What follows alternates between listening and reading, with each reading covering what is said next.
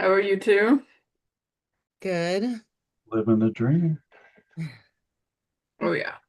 Oh yeah. Oh, Alden, stand up unbelievable. so everybody can see you. No, he's just gonna stay out of camera, my cat. I don't know why my camera is always so blurry. Or like it looks grainy. Yeah, it looks kind of. When's the last time you cleaned it? I mean, like I don't know. It's a relatively new computer, so I Oh, so it's built in on the laptop. oh the yeah, it is. That's Okay. well, Yeah, they tend not to it's be great. But yeah, I mean, I clean my camera every now and then because I do a lot of spit takes in meetings. So you have to. right, Yeah. naturally. Like that's your deadline? And they stop me I know for Uh, I outdoor. feel like a lot of our local politics fans might be feeling the fatigue from the city council meetings. I know that I personally am, so maybe I'm projecting, but Yeah, Yeah, and it's been just an intense couple of weeks. I mean, truly, yeah, it's been really intense. Yeah, you kind of just realize how much that everything is kind of impacting you. Uh, yeah, it catches up. yeah, that was a lot. Today was super interesting. I had a few interesting comments from friends that I cannot repeat in public, but it's just kind of like, all right, let's move forward. Um,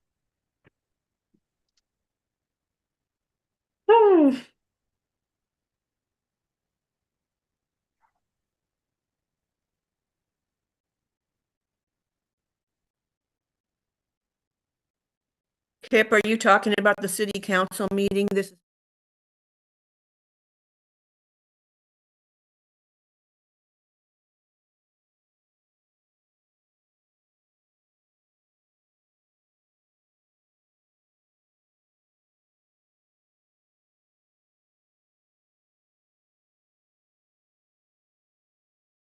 I'm a little personally, as a going on 28-year resident of Portland, a little disappointed in the things I heard and how they were phrased. So, and I'll leave it at that. okay. We do have a new city council president, Jamie Dunphy.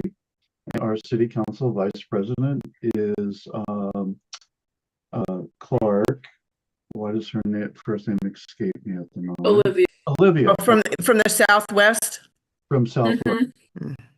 So, and as Jamie put it, Jamie is the first because Alana Pertolgini is from District 2, but first leadership from far Portland East Side.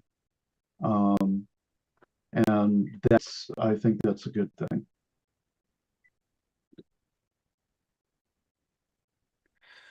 For sure. Yeah, they got it done. They got the job done. How's everybody doing? Good to see folks beginning to join.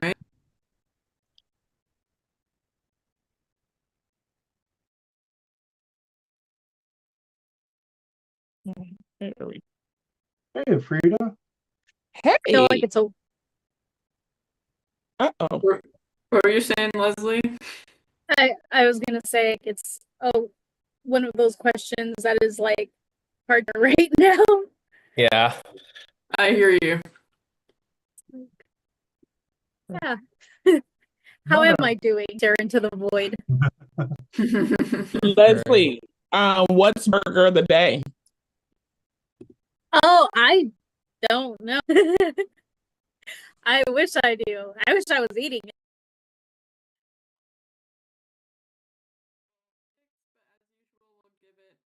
Couple minutes as more folks join us and get started in a few.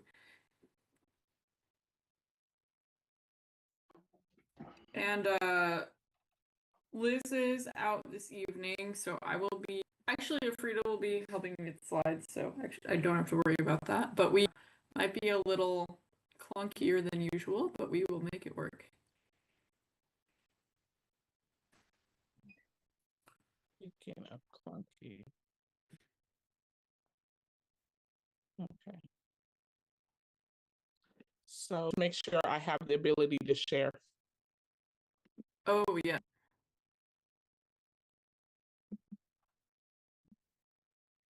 Excellent.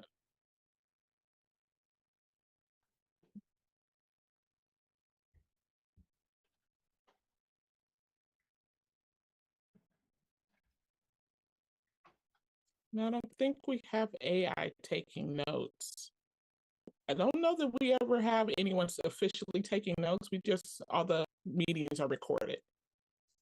Liz always takes notes, but does not do it contemporaneously. She does it. She readings afterwards and produces notes that can be found on the website. Okay. So that will Hello. still be happening. Hello. Hey, Pastor Reisner. Did my AI note over note taker come in? I can stop it. I don't know if it did or not. I heard I something. did not. I didn't see it, but you are permitted to use that, so that's not a problem. This is a public meeting. I don't want to use it. Okay. That's a I don't different see story. it, Pastor Weisner, so I don't believe it came in with you. Fig, how you doing there, sir? I'm doing good. How about you, sir? Well, I just came back visiting one of our community leaders, Senator Gordley. So I'm in a little moment this time. So thank you for asking. That's great. What's she doing, Pastor Reisner? Well, she's hospice at this point. I'm not Oh, sure I didn't know that. everything, but if everybody here off the record, we'll keep it off the record, so to say. I'm trying to get over and get on here so I can take my back here. But yes, she's doing well. We just came back and it's beautiful. Oh, I'm glad you got to see her. All right, good to see them. More members have joined, so I think we can go ahead and get started as people continue to join us. And like I said, we might be a little slower than usual because Liz usually does the arts, but I'm going to start recording, and if you could share the slides. Recording in progress.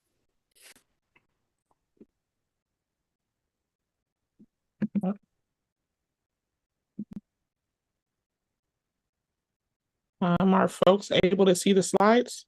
Yes. All right, thanks, Frida. We're going to call this meeting order now. It's January 14th. Oh my gosh, 2026. I can't believe I did that. It is 2026, our first meeting of 2026. This is a full committee of the Portland Committee on Community Engaged Policing. And thank you all for being here for our first meeting of the year. Really good to see your faces. Okay, we're going to start with a roll call of all of our PCCEP members. So this is, we'll be taking attendance. You can also introduce yourselves, and for our new members, we typically get how long you've been on the committee, pronouns, and usually subcommittee members as well, if relevant. Okay, so I just have it in order here. Leslie. Unmuting myself. Pronoun she, her. Great. Tia. Here. My pronouns are she, her, and I'm a coach of the Policy and Reform Subcommittee. I've been with PCCEP for years. Tia. Jorge. Here. All right. Kip. Present here. We're doing the roll call first, right? I guess we haven't exactly established if you guys want to say that, but you could say it now or during regular intros. It's up to you. Let's just do a call and then we'll do our intros. Okay. Viva. Viva is absent. Conrad. Here. Gabby. Present. Caitlin. I think Caitlin is here. Here and do. Okay. Andrew. Here, he, him. Sorry, being on camera. No problem. Pastor Weisner. Hi, Pastor Robin Weisner. I use what called me. All right. Faraya. I am here, and she, her. Vanessa. Here, she, yeah, new members. And Fosika.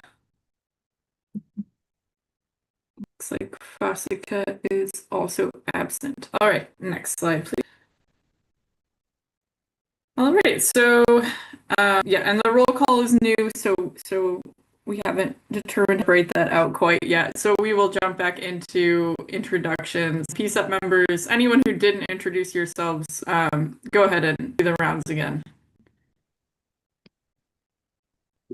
Jorge, do you want to start us off? Yeah, Jorge Batista, interim co-chair for the full committee, youth member. Glad to be here. And I'll pass it to Mr. Pastor Weisner. Hi, Pastor Robin White, PCCEP member. Just member right now, not on the committee. Oh, I'll pass it over to I'm just gonna go. It's fine. I already unmuted myself. My name is Gabby. I'm a PCCEP member. I'm on the policy committee, and I joined in July of 2025. And I can pass it to Kip for intro. Hi, Kip Silverman, co-chair of the Policy Reform Subcommittee. Been on him pronouns, been on PCCEP for a little over 2 years, I believe now. Who has not gone? Carrie? Not Carrie. Carrie. Let's go to Conrad. Good evening, Conrad Hewlin. He, him pronouns, interim with Jorge, and sit on the Policy and Reform Sub, and pass it back to you, Dorica. I'm not sure who still needs to go. Yeah, we did this very recently, but Vanessa.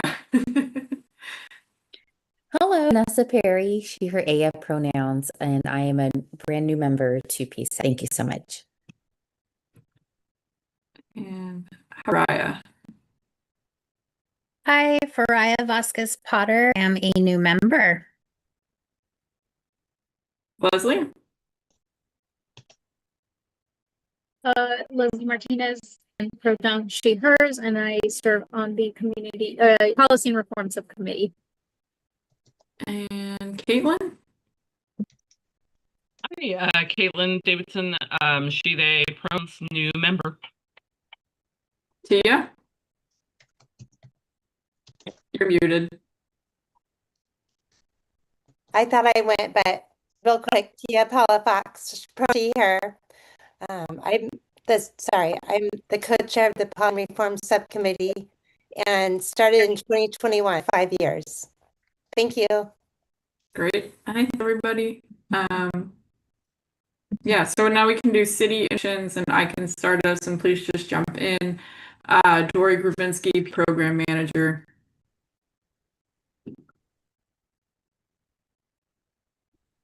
I'll jump in. Chris Lindsay, captain of the Portland Police Bureau's Internal Affairs Division and Deputy Liaison. Everybody, Sherry Koss, Interactions Manager for BOEC. Happy to be here. Hi, I'm Chris Griffin. I'll jump in. I also represent the Police Bureau. I work in the Chief's office. Hello, hi all. My name is Karen. I use she, her pronouns. I work with Portland Street Response. We have our first community advisory meeting next week, so I thought it'd be a good and see how you all do it here. Thanks. I guess I'll go next. My name's Lisa Rogers. I'm here tonight to cover Sarah Ames, who's hopefully enjoying herself in Hawaii right now. But I also work in the city attorney's office and support on the DOJ settlement agreement, as does Sarah. My name is Christopher Taft, he, him pronouns, at Wilson's office.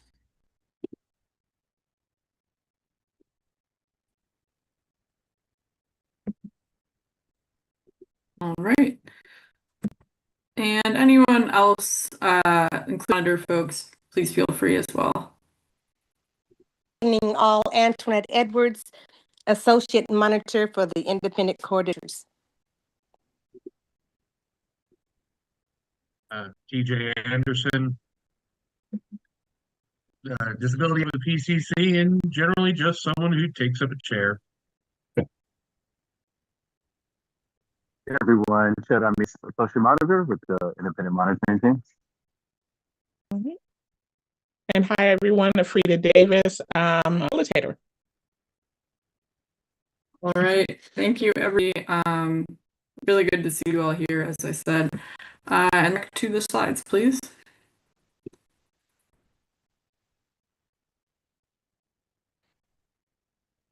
All right, Jorge and Conrad, I'll hand it back to you to do the rest of our intro slides.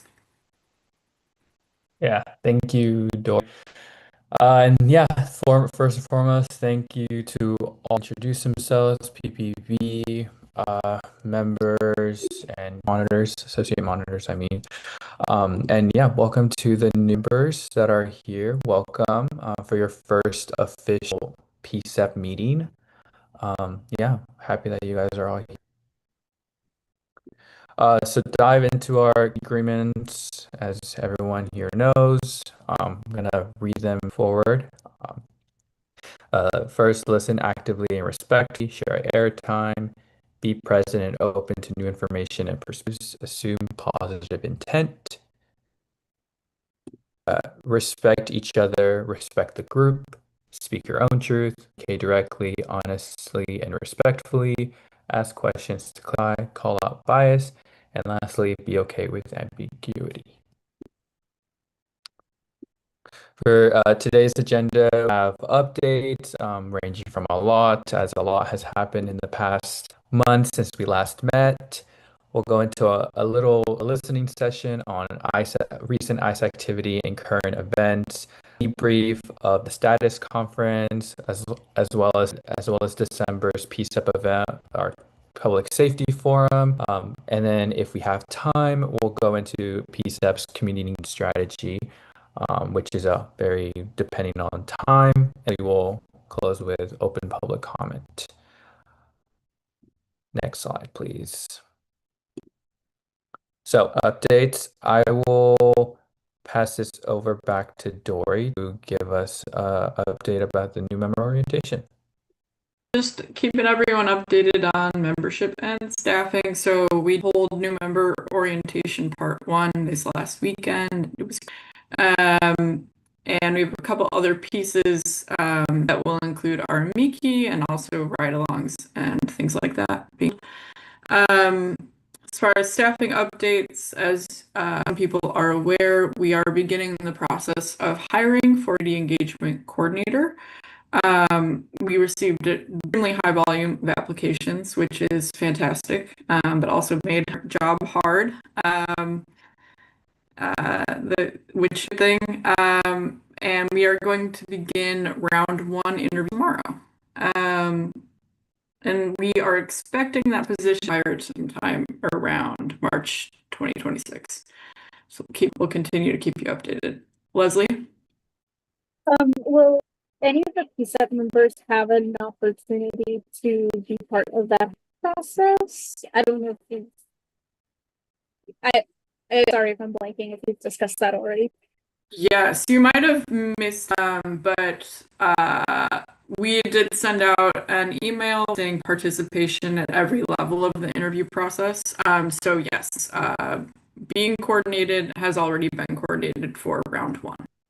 So thank you. Sorry about that. Yeah, I don't know. No problem. Missed that. Yeah. And that's all I got. I'll give it back to our chairs. Awesome. Thank you, Dory, for those updates. And most recently, for folks that have been on the news, a lot has happened in the news. But one notable thing is a recent Supreme Court ruling on Trump versus Otis.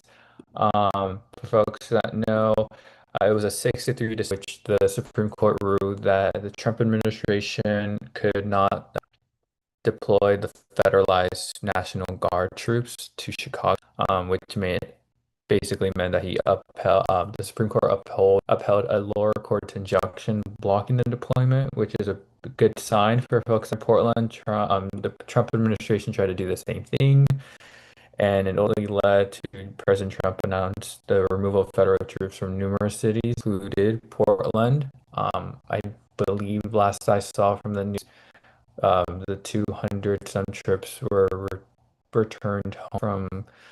Now, I don't believe they were Oregon troops, I believe they were from other states. But yes, that is a recent Supreme Court ruling that I just wanted to give you guys an update on. There's more on the news if you want to go into a more deep dive. Next slide, thank you. So for folks, which I'm assuming as folks have seen, because it's been a big thing on the news last week. ICE and DHS, along with the city's response to protest activity on the 2 folks that were shot in Portland by U.S. Customs and Border Protection agents, wounded 2 people.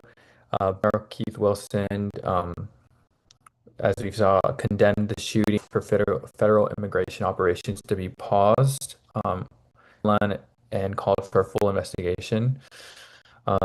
And as we also, Oregon Attorney General Rayfield announced a state investigation to whether federal agents acted outside of Florida. So hopefully we'll see something in the coming weeks or days for office. And since then, we've seen a lot of protest, a lot of frustration from residents and activists here in downtown at the ICE facility down in at the South Waterfront, expressing opposition to federal immigration enforcement actions. And from PPB, which I know we have PPB liaisons here if they want on this more, but from what we know, PPB says a total number of people arrested related to ongoing ICE activity has approximately 79 as of early January. I don't know the quite number January 8th, how much that has increased from before the year entered. I know I remember seeing there's like around 5 people in the past week have been arrested, but I want to check in with PPB on that number if any of them are aware of it.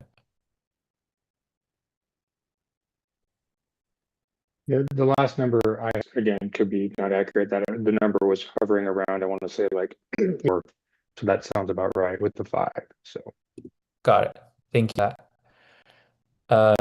Yes. So this goes into our next item. If we can go to the next slide about changing it up to the floor about public comment on questions related to any of the updates. I know most of it's focus a lot on ICE and PBB's response, as well as and likely city attorney's response when it comes to the court of law. So for folks that are interested in providing comment, I will ask if Frida to jump in for this part. As folks know, please stick to our guiding agreement, as well as raising your hand so folks are not speaking over other. But yeah, Frida, if you are. Jorge, I think that can we get the slides? That is just the public comment slide for any updates. Like if people have public comment on the updates, but we do have I thought that was if Frida just wants to advance a couple.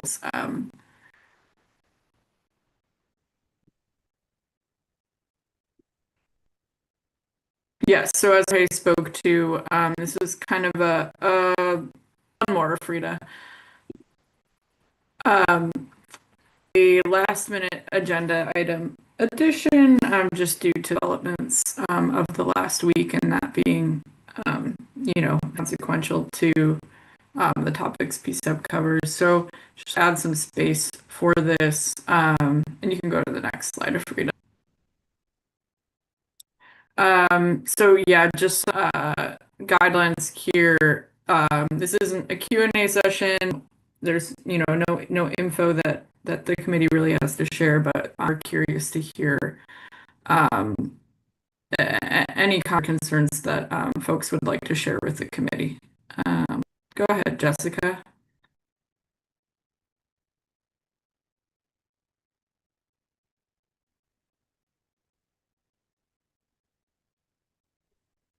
Jessica, you have your hand raised. Okay. Sorry, I was had to unmute.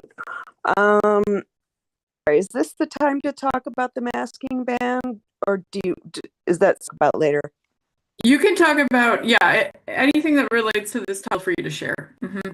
Okay, and so you're saying you don't want us asking questions because I do have a question. I think so. The context is more to people may not be prepared or have the information that people are requesting at this moment. But if you have a question, able to answer it, feel free. Okay, I'm just interested in whether PCCEP has any role in holding us accountable for actually enforcing the men ban. Or is it too soon for that? Because I know that it hasn't even passed yet.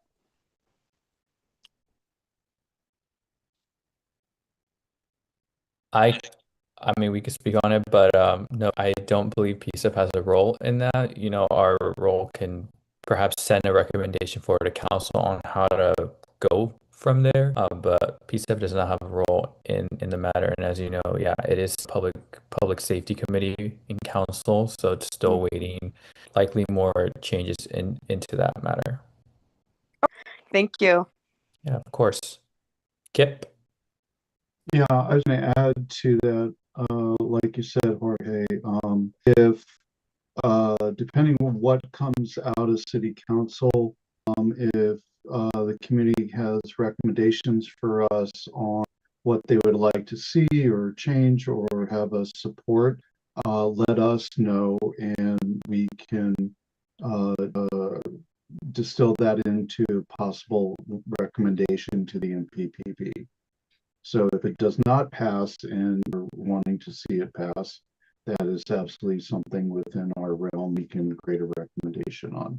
But it needs to be community driven to hear from you. Thanks, Kip. Snow Crow.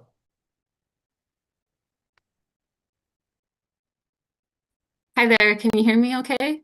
Yep. Okay, so I just wanted to let folks know what it's like at school. For Ice Watch, we have a group of older volunteers have been kind enough to, in retirement, come and help us keep people safe at school. One thing that I wanted to make sure that the council knows is that Ice Watch right now it seems like it's being kind of wrapped up into like an Antifa kind of bucket. Like we've been approached by some of our white parents that we are supporting Ice Watch as if Ice Watch is a group of like that has leaders and is like a cabal somewhere.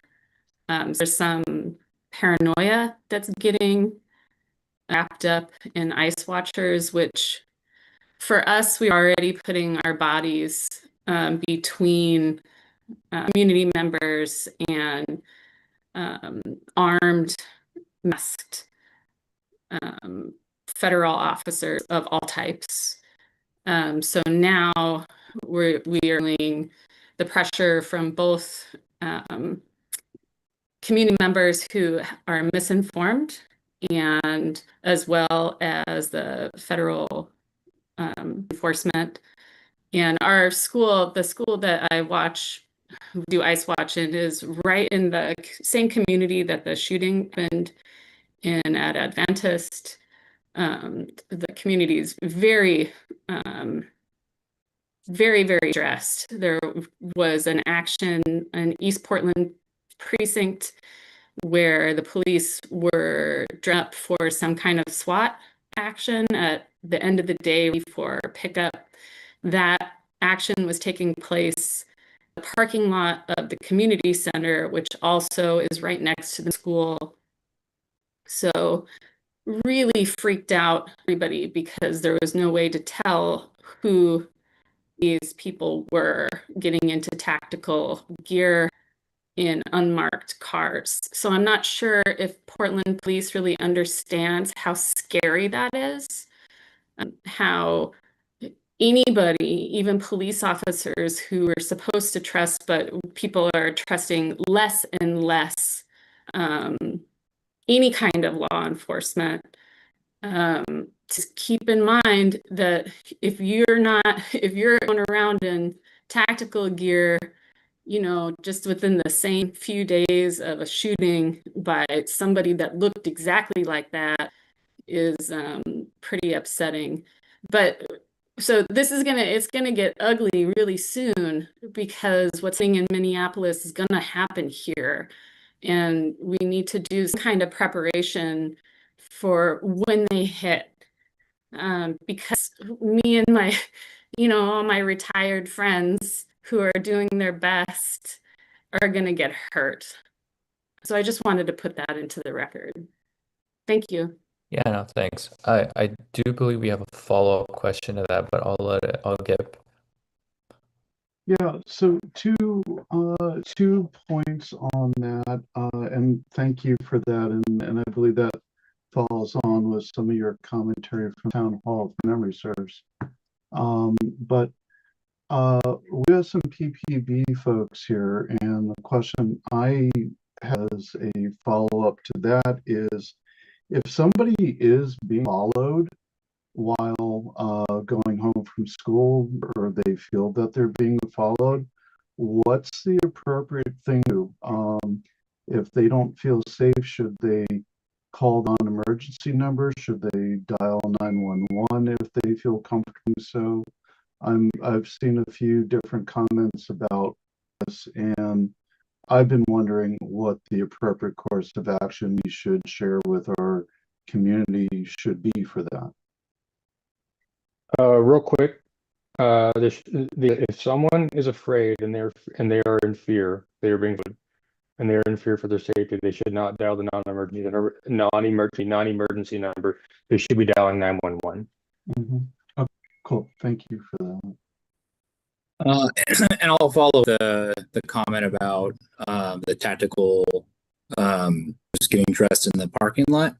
That's a good point. It's you bringing that up. That's something we can definitely pass it along to the commands and make everyone aware of that. But it's also important to keep in mind that historically there is a precinct there, and officers are accustomed to getting in that parking lot for certain events. So I think it's fair to say that we can look at how that might be done differently, a way to do that doesn't alarm the community.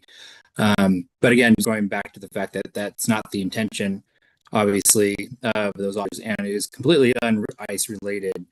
But you get back on the fact that the events that recently took place and not want to strike fear into the community, we can look at how that be done differently in the future.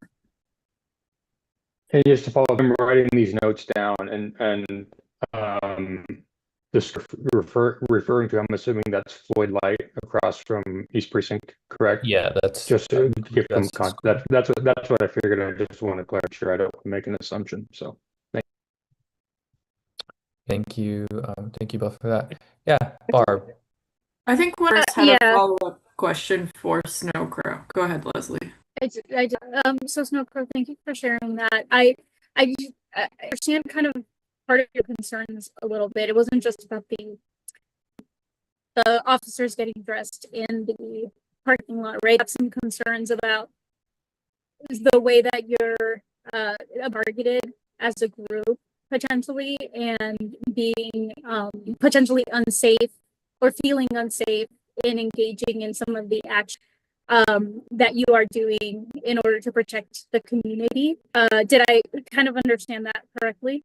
Yes, that's right. Recently, there's been a parent that's been videotaping us and put my face on the internet, and today followed one of the watch members home and videotaped where she lives, and will likely put that on the internet. So just things like that is probably going to be increasing.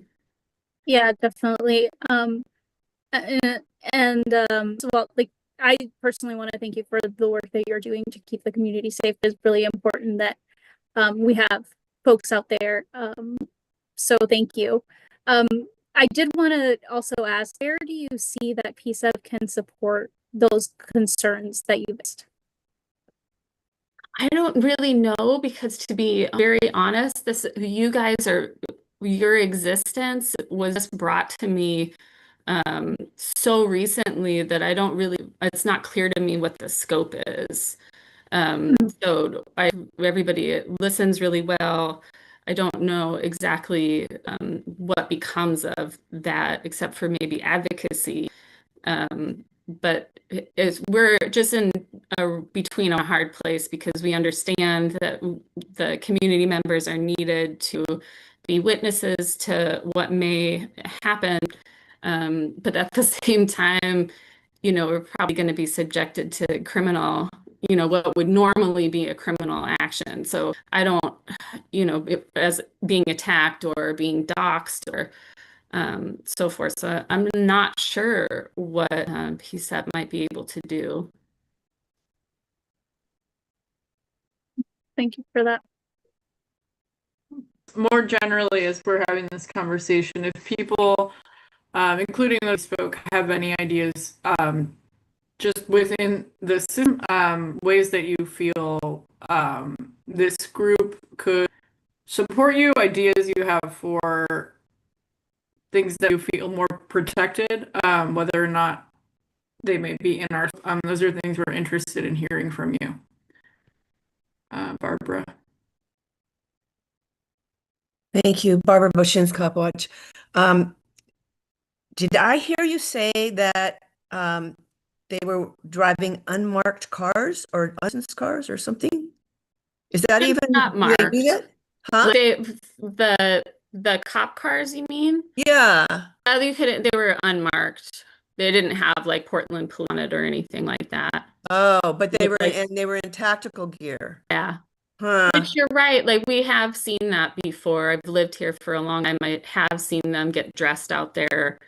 But in the current climate, it spooked everybody out. The Right. kids that were coming back, because I see a lot of the middle school kids walk to get their brothers and sisters over at the elementary that we're at, and they were all, very concerned. And so, of course, we're the parents. Everybody's just really on, really on it.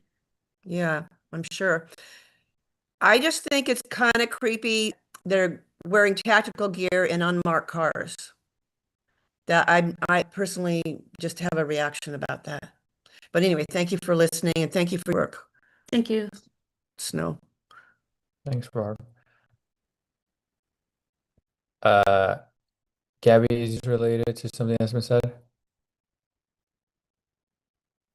Yes. Well, I guess I wanted to ask PB a little bit about, Lindsay said to call 911 if you were being followed, for example. And I think that there's definitely, for most people here, to be a line between wanting to protect your safety and also not wanting to call the police too quick on neighbors or community people who go to your school.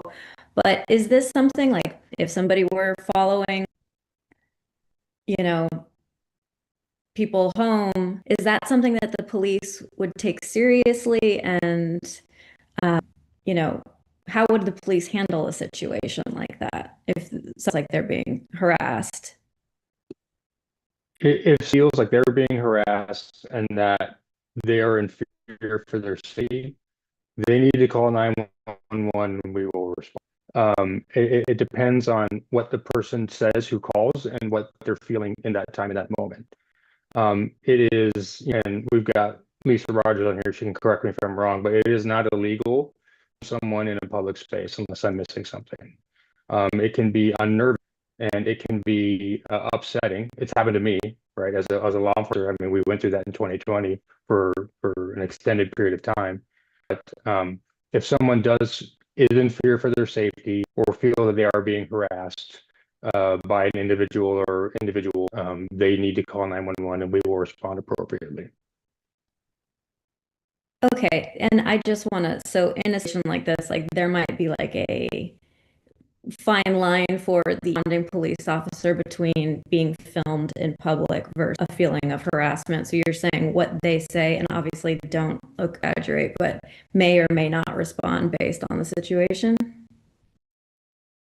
Yeah, if someone calls and says, "Hey, this person's over here," and the call taker is, I mean, BOIC's going to be the one who's going to relay the information. BOIC's going to be asking, quote unquote, screening questions. We're going to be asking like, are they threatening you? Are they armed? You know, are they coming at you physically? And so all that information is going to be relayed to us in the call, and then that quote, you know, it may code the call a specific way. If there's no immediate, if they don't articulate like an immediate threat, that may lower the call. If they can articulate a feel that they are in danger, that will raise the level of the call and raise our response. Make sense? Maybe the filming wouldn't trigger a response, but like the following, I assume, probably would, I mean, especially if they were being followed home.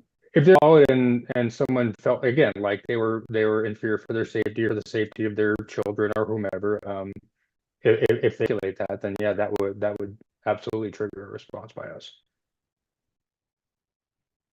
Thanks, Captain. Pastor Weisner, is it related or something else?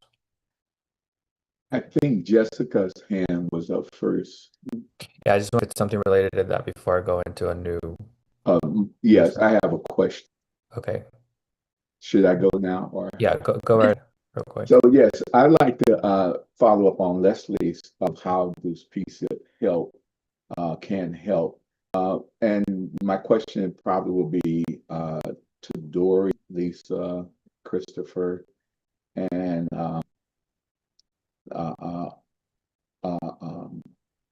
others. In the scope of what we understanding what PCCEP is able to do, advocacy and things such as what I'm hearing, what they do, how does our scope, what does it allow us to do from the settlement agreement to be involved like that? And the community group of engagement, of dialogue, is there more that I'm missing since I've been absent back in? Is there subgroups that's working a different type of structure of the settlement? It's a complicated question, and I think that's sort of what this conversation the community is circling around as well, because I understand that primarily, of course, the I guess in many of these instances is federal law enforcement. So locally, much less PCCEP, locally at all, we know ability to what they do. If there are concerns related to PPP specifically, or things, ways that community would like them to show up differently or conduct themselves differently, those are conversations we can have and recommendations we can pursue always. So it's just such a complex sort of nexus of things here. So that recommendation would be recommendations to the Bureau, or where would those recommendations fall? Yeah, just as always, to the mayor and or to the police chief day. Yeah, same pathways. And then Christopher does that in the office of the chief, how with the areas of what is federal and compared to what is local jurisdiction. Is it different? Anything that you can add to of where that what is allowed and not allowed from the city, Portland Police to the federal? Lindsay? I'm sorry, Captain, go ahead. No, Chris. I was just going to ask for a little clarification on exactly what you're referring to as allowed and what is not allowed federally or locally with law enforcement. So far, so what we've been hearing is that there's only certain things that the Portland Police can do with the federal law enforcement, and I'm trying to figure out recommendations to the chief. What do we actually be able to recommend to the federal what they can and can't do?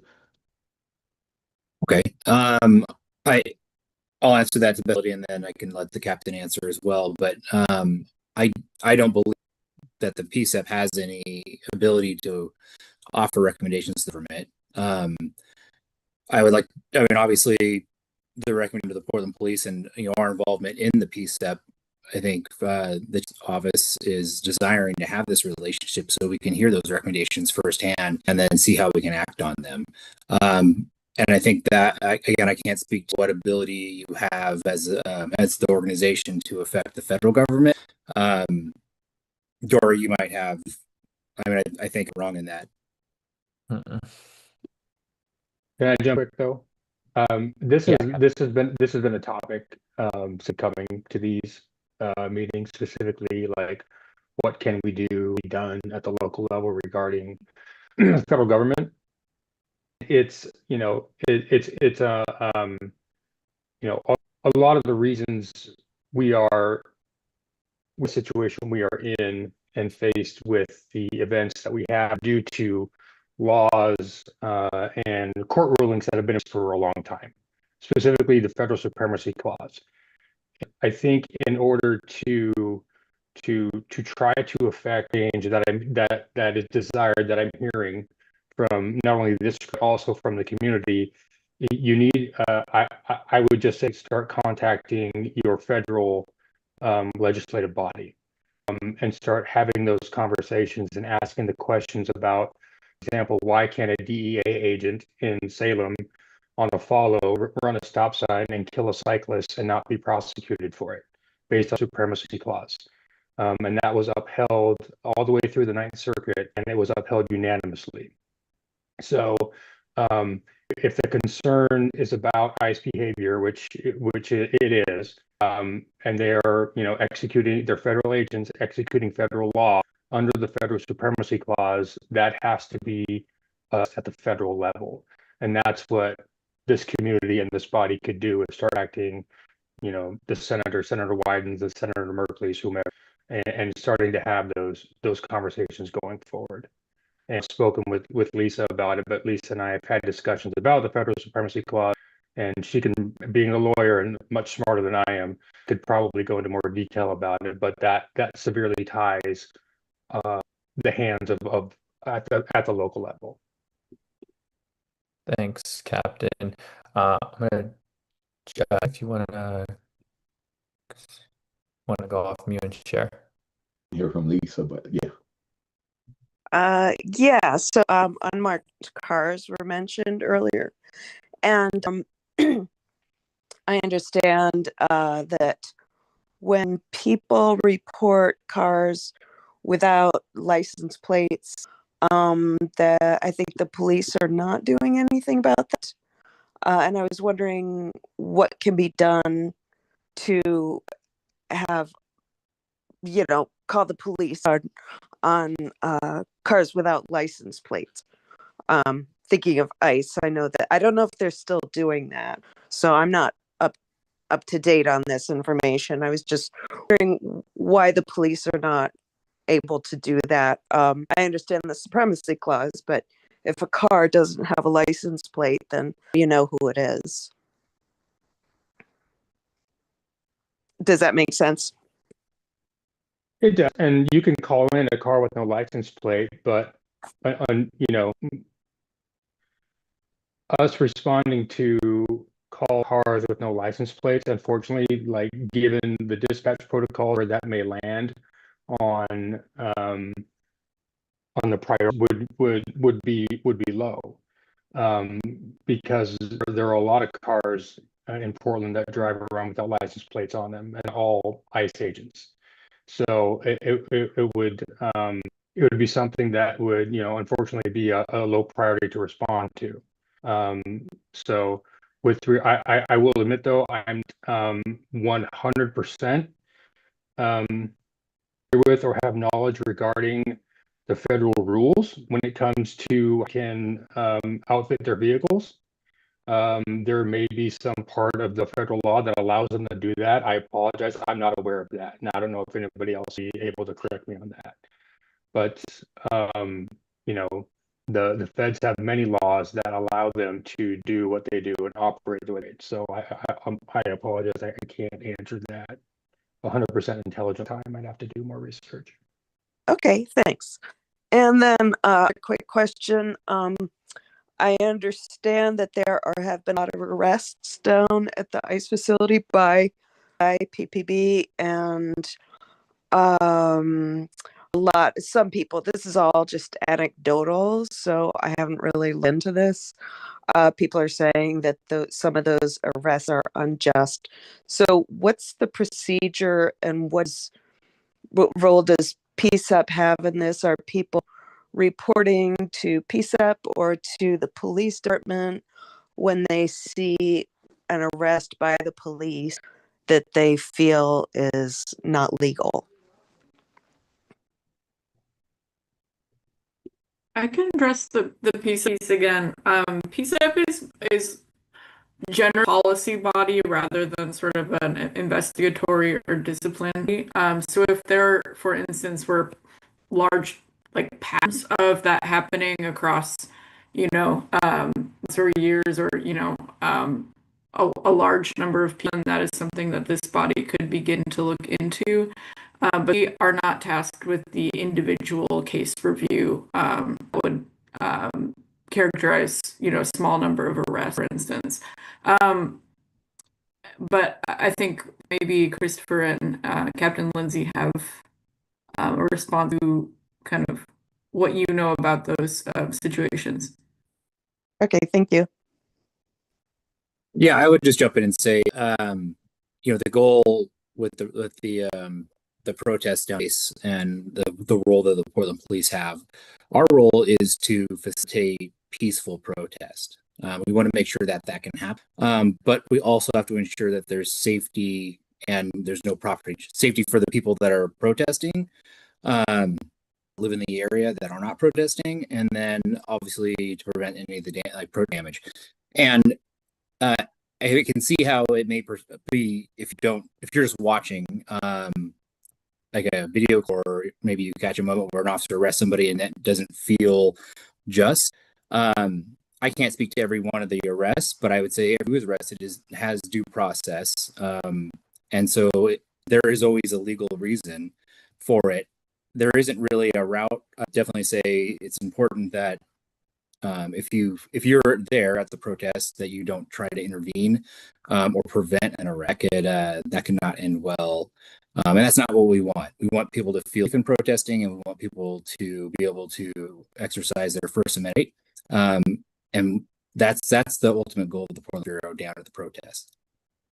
Okay, thank you. And then, so I don't want to take up too much time, but I know that sometimes the ICE officers arrest people. They take them into the facility, and then do they hand them over to the police, or what's the procedure after that point? No, like whenever the federal government makes arrests, in this case, when the ICE makes arrests, there's no handoff to the Portland police. Okay. And then, so they just process the whole thing after that point? Yeah, we can't speak to the reasoning that they're making an arrest. That's entirely, it's a federal government making a decision to make an arrest based on whatever they feel is probable. And we don't have the facts around that. They don't share those facts with us. They definitely don't hand the custodies over to us. Okay, thank you. Thanks, Jessica. And then I saw Captain, you off me. I don't know if you wanted to add anything else.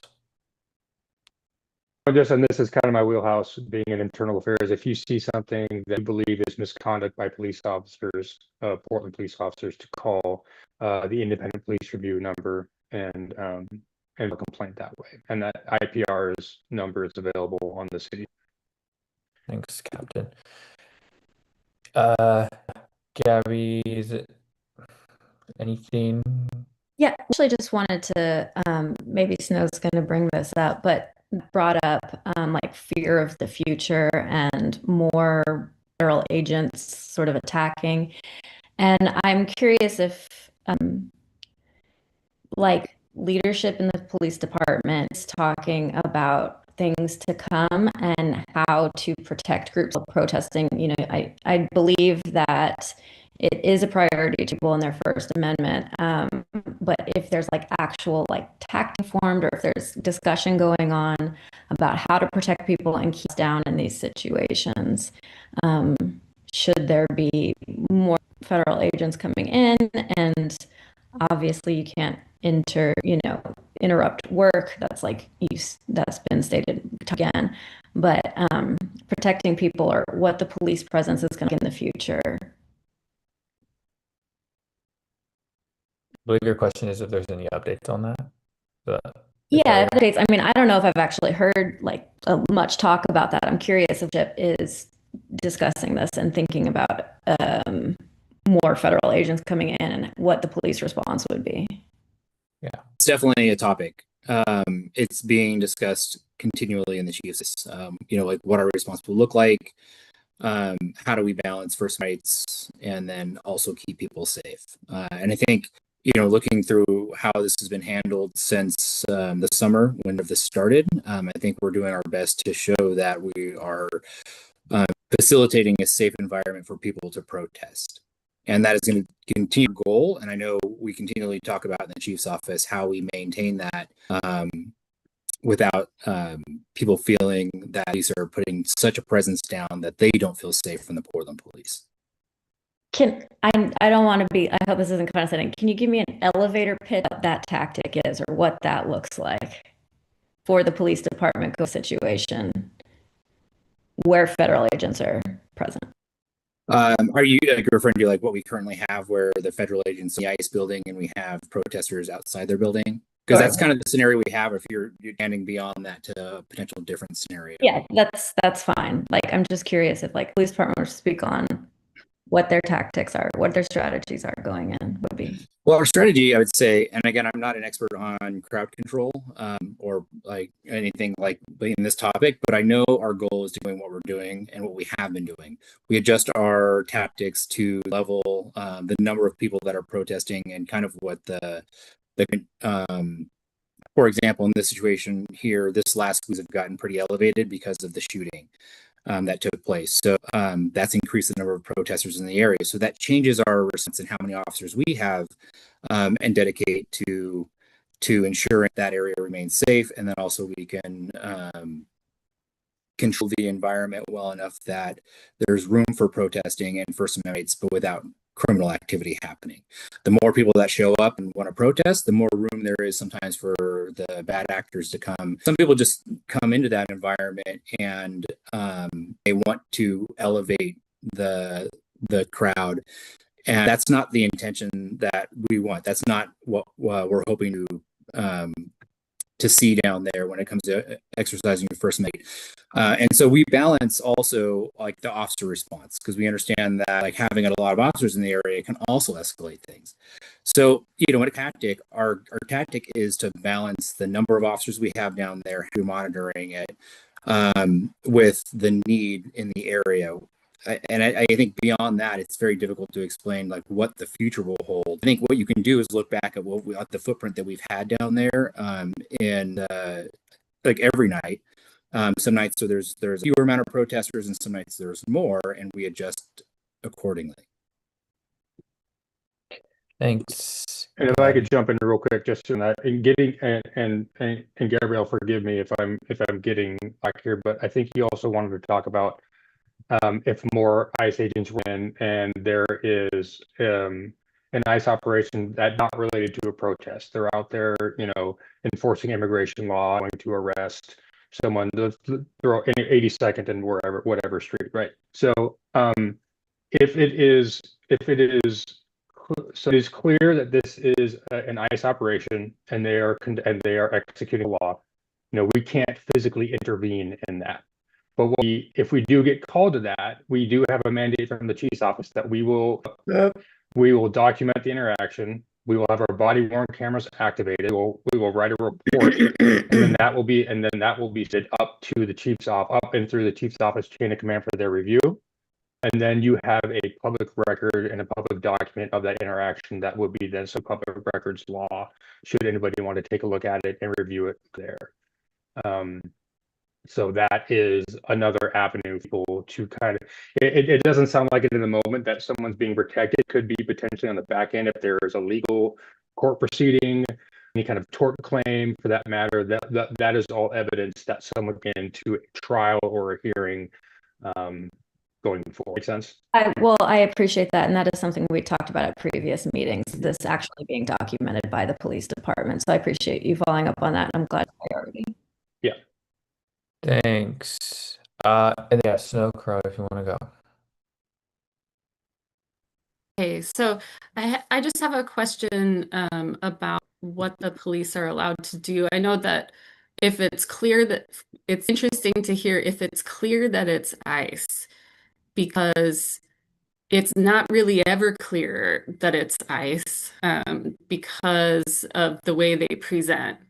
They could be anybody, which is one of the problems. But I wonder, the things that eye watchers do, is that considered, because what we do as eye watchers, what we're trying to do is prevent seeing like we saw in Minneapolis at the high school. Did anybody see the high school footage? You need to see the high school footage. I don't think a lot of people got to see it because it happened really close proximity to Renee Good's killing. But it was right after the head of the Border Patrol was involved in it, I believe, and raided the outside of a high school during pickup. They were macing, pepper spraying students and tackling teachers. So, and it was complete panic. Kids run everywhere. And part of our job as ICE watchers is to try to organize our full community to know what to do when they hear an alarm from us that ICE is present. So we're trying to get high risk folks into the school because we think that that's a protected space, that they would need to warrant particular to get into the space. And then recommending that anybody of a lower risk for detainment help us document. And I wonder, is that out of the scope of the police department too? Because it's dangerous for us, of course, but I don't know if that tippy toe into interference, like considered the police interfering with ICE, they would do exactly what I just described. And because I hear that Portland police is doing a good job down at the ICE facility from protesters that I know, they seem to be pretty comfy. But what are we doing about other locations like these target-rich communities, like the target communities of apartment buildings filled with folks that are high risk, or schools where there's a lot of risk, and how can the police help with that in the same way that the watchers might help? That was long. Yeah. So if I can jump in real quick. So your question is is it possible and if PPV can collaborate with ICE Watch? Yeah, I'm just wondering, why should it be the job of community to try to keep an entire population of school children Yeah. and parents of those school children safe? Yeah. And is that considered interfering in the ICE Yeah. mission, you know? I believe this somewhat relates to the question that Pastor Wise mentioned. And Lisa, if you want to jump in with this part, I know it's likely something in the legal area. Yeah, I put something in the chat mentioning, you know, my often advising city leadership and PPB on the parameters of this clause. I don't tonight have I'm not able to clarify whether that would fall or those types of activities would qualify as interference under that case. I can take it, you know, that question back and see if I can get some on that and loop back. But the case law on the supremacy clause would, it appears, make it extremely challenging for us to be able to, as we said, interfere with or prevent ICE agents from taking, from PPB officers from interfering or preventing ICE agents from completing their activities, their official federal activities. Thanks, Lisa. And then PPV liaisons, I don't know if you have anything else to add on that. I'll just follow up with that, and I think that's probably the best answer that that you can get about that. But also what I'm in this question is, you know, what can a Portland police officer do to help these people run this community in these situations? And I guess, like, are we doing all that we can? And I think it's important to just to remind everybody that it is our role in the Portland Police Bureau to protect all of our commuters. And I think this is a good example. That shooting on Thursday, Portland Police did respond to that call for, and Portland Police did provide the medical aid that saved lives. And again, it had nothing to do with, we weren't helping because we were protecting anybody from ICE. We were helping because that's what role is. When someone calls for help, we're going to do what we can that aid. And we do have to be very careful about what is interfering. And I think, as Lisa just outlined, we follow those guidelines. But I think it's important just to, like, what I'm chiming in is just because to point out that we do everything we can to help the community in every way that we can. And I think if you look back at what we've been doing, I think we've been demonstrating that. Thanks, Captain. Conrad. No, appreciate everything here, and it's a great community input. I just want to take a quick moment and call it out. You know, while we have all these wonderful liaisons across the city, one of the things the committee can do is take some of this feedback and we can report it out right now on the public record. And I think one of the easiest wins, we're talking about low fruit right now. Lieutenant Griffin, you're talking about facilitate peaceful protest. I think everyone's aligned with that. Let's just, while we're all here, we have to be honest about risk mitigation, lie abduction. That's for the city attorney's office and for the mayor. And it doesn't do us any favors when average port can't tell someone from PPB versus a federal officer. So anything we can do, right? You all have guidelines, best practices, but anything we can do, good faith effort to make sure that we know PPB, rate improvement, the training with log officers, when I've been down there, because I live in that neighborhood, Adam, has been fantastic. One of the leading indicators of why it works so well is because they're visually different. People know they're there to support, help. And we want officer safety also at the forefront. But if there's a thing we can do, I think that's one of the easiest wins the city could take, the Bureau could, and it should be called out. But we really appreciate the work. Actually, I'm glad you bring that up. I've been reading in the comments on the side that came up a little while ago, and here, what I can I'll speak to that and say that personally, I absolutely agree. And I think a lot of police officers agree that there's a reason why I wear uniforms in general in this type of organization. It is so you can clearly identified, so there is no confusion. I think the concept of changing the uniform for an entire unit, running into fiscal problems, or I guess like challenges. And that's something we can definitely bring to the chiefs and see how we feel about that. But it is a budget constraint to look at outfitting an entire unit or multiple units with a different uniform. I don't think it's an impossible thing to do, but I can tell you that is the challenge. And I will also add that I don't think anyone disagrees that everybody in PPB would like to not be mistaken. Like I absolutely agree with that. Thanks, Lieutenant. Pastor Weiser? Can you hear me? Yes. I'm sorry. Thank y'all for allowing me to get a very scope of where every question was that I proposed and asked. And I would like to set out a recommendation for us as PCCEP on more where what we've seen, the alignment of the local and state government coming together and dealing with what took place recently, that maybe Lisa, I'm not even sure where, but I'm just taking the scope out that way, of us educating community about more of the executive order and what is allowed under ICE for force, deadly force.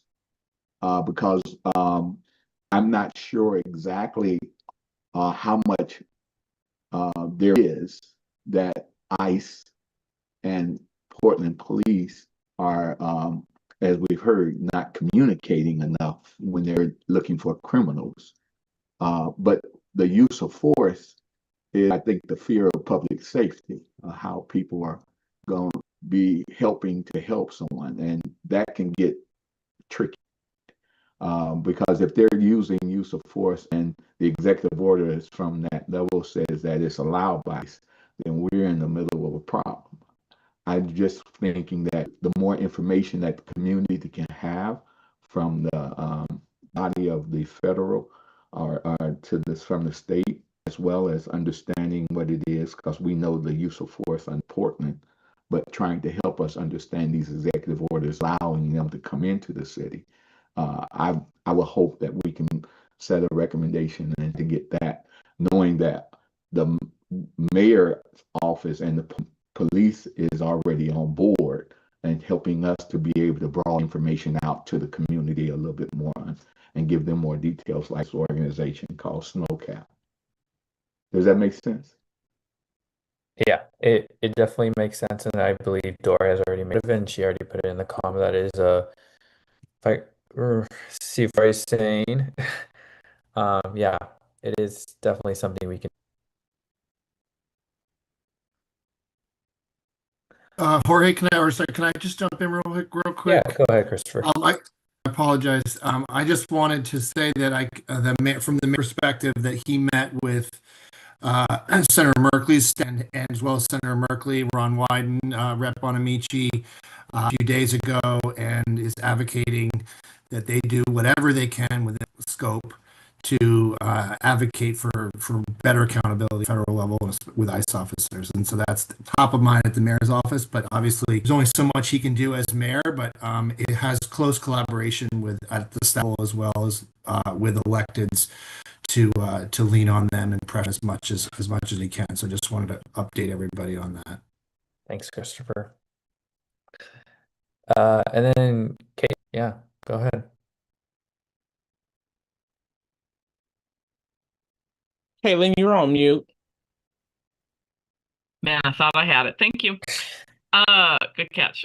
I feel like it might be a little redundant at this point, but I want to make sure that I'm following because there's a lot that's been discussed, and I've also been looking at news updates over here. And so basically what I'm boiling down to understanding it is that community is concerned, community is scared. There's a lot of confusion about who's who, right? Lots of things like that. So PPB is working within our current understanding of what its scope of power is, and you can't stop ICE from doing what ICE is going to do, but you can come in afterwards and clean up after them and try and take care of your community if you can. And we're hoping to alleviate confusion and then often some of that fear that doesn't need to be there, because we're going to maybe make a recommendation to see about doing some sort of, I mean, a simple identifier. It doesn't need to be a whole revamp of their uniforms, but something that's simple, obvious, stating, this is an identifier for PPB, not ICE, right? Is that roughly where we're at? Yes. I think Say, that's one recommendation yeah, that is out there. yeah, And it's also very important for police to be documenting what's yeah. going on when they see it. And Mhm. that Yeah. was brought up at previous meetings and in this meeting. Yeah. Yes. Yeah, Kaylin, does that answer your question? And then, yeah, let's see, before you go, I do want to give it to Pastor Wiseman. He just go ahead, Pastor. I do have for Lisa and Christopher in the mayor's office and possibly PD. What is the scope of the federal dealing with traffic stops? What are their boundaries? Because traffic stop and the federal, I don't see that in the areas of where that they allow to deal with traffic stops under what, and that's the part I need to get more educated on. What is the rule for traffic stop and federal? Isn't that a little confusing? Somebody can maybe help me understand that a little bit. Yeah, I have to defer to Pete. Go ahead, Lisa. I was just going to clarify, you mean stops as it's related to ICE enforcement, Pastor Weisner? Correct. Well, because what they're doing is they have stepped into the boundaries of traffic stops. And I don't know what scope they have for what generally we have as the local for drivers and the rule of roads and stops for what it is, probable cause. There's a lot that I'm trying to figure out how the scope allows them to do traffic stops. Yeah. I think, Christopher, at least. Well, I was going to chime in to say I can't profess to be an expert on this area or have an easy question, but look, I can look into that because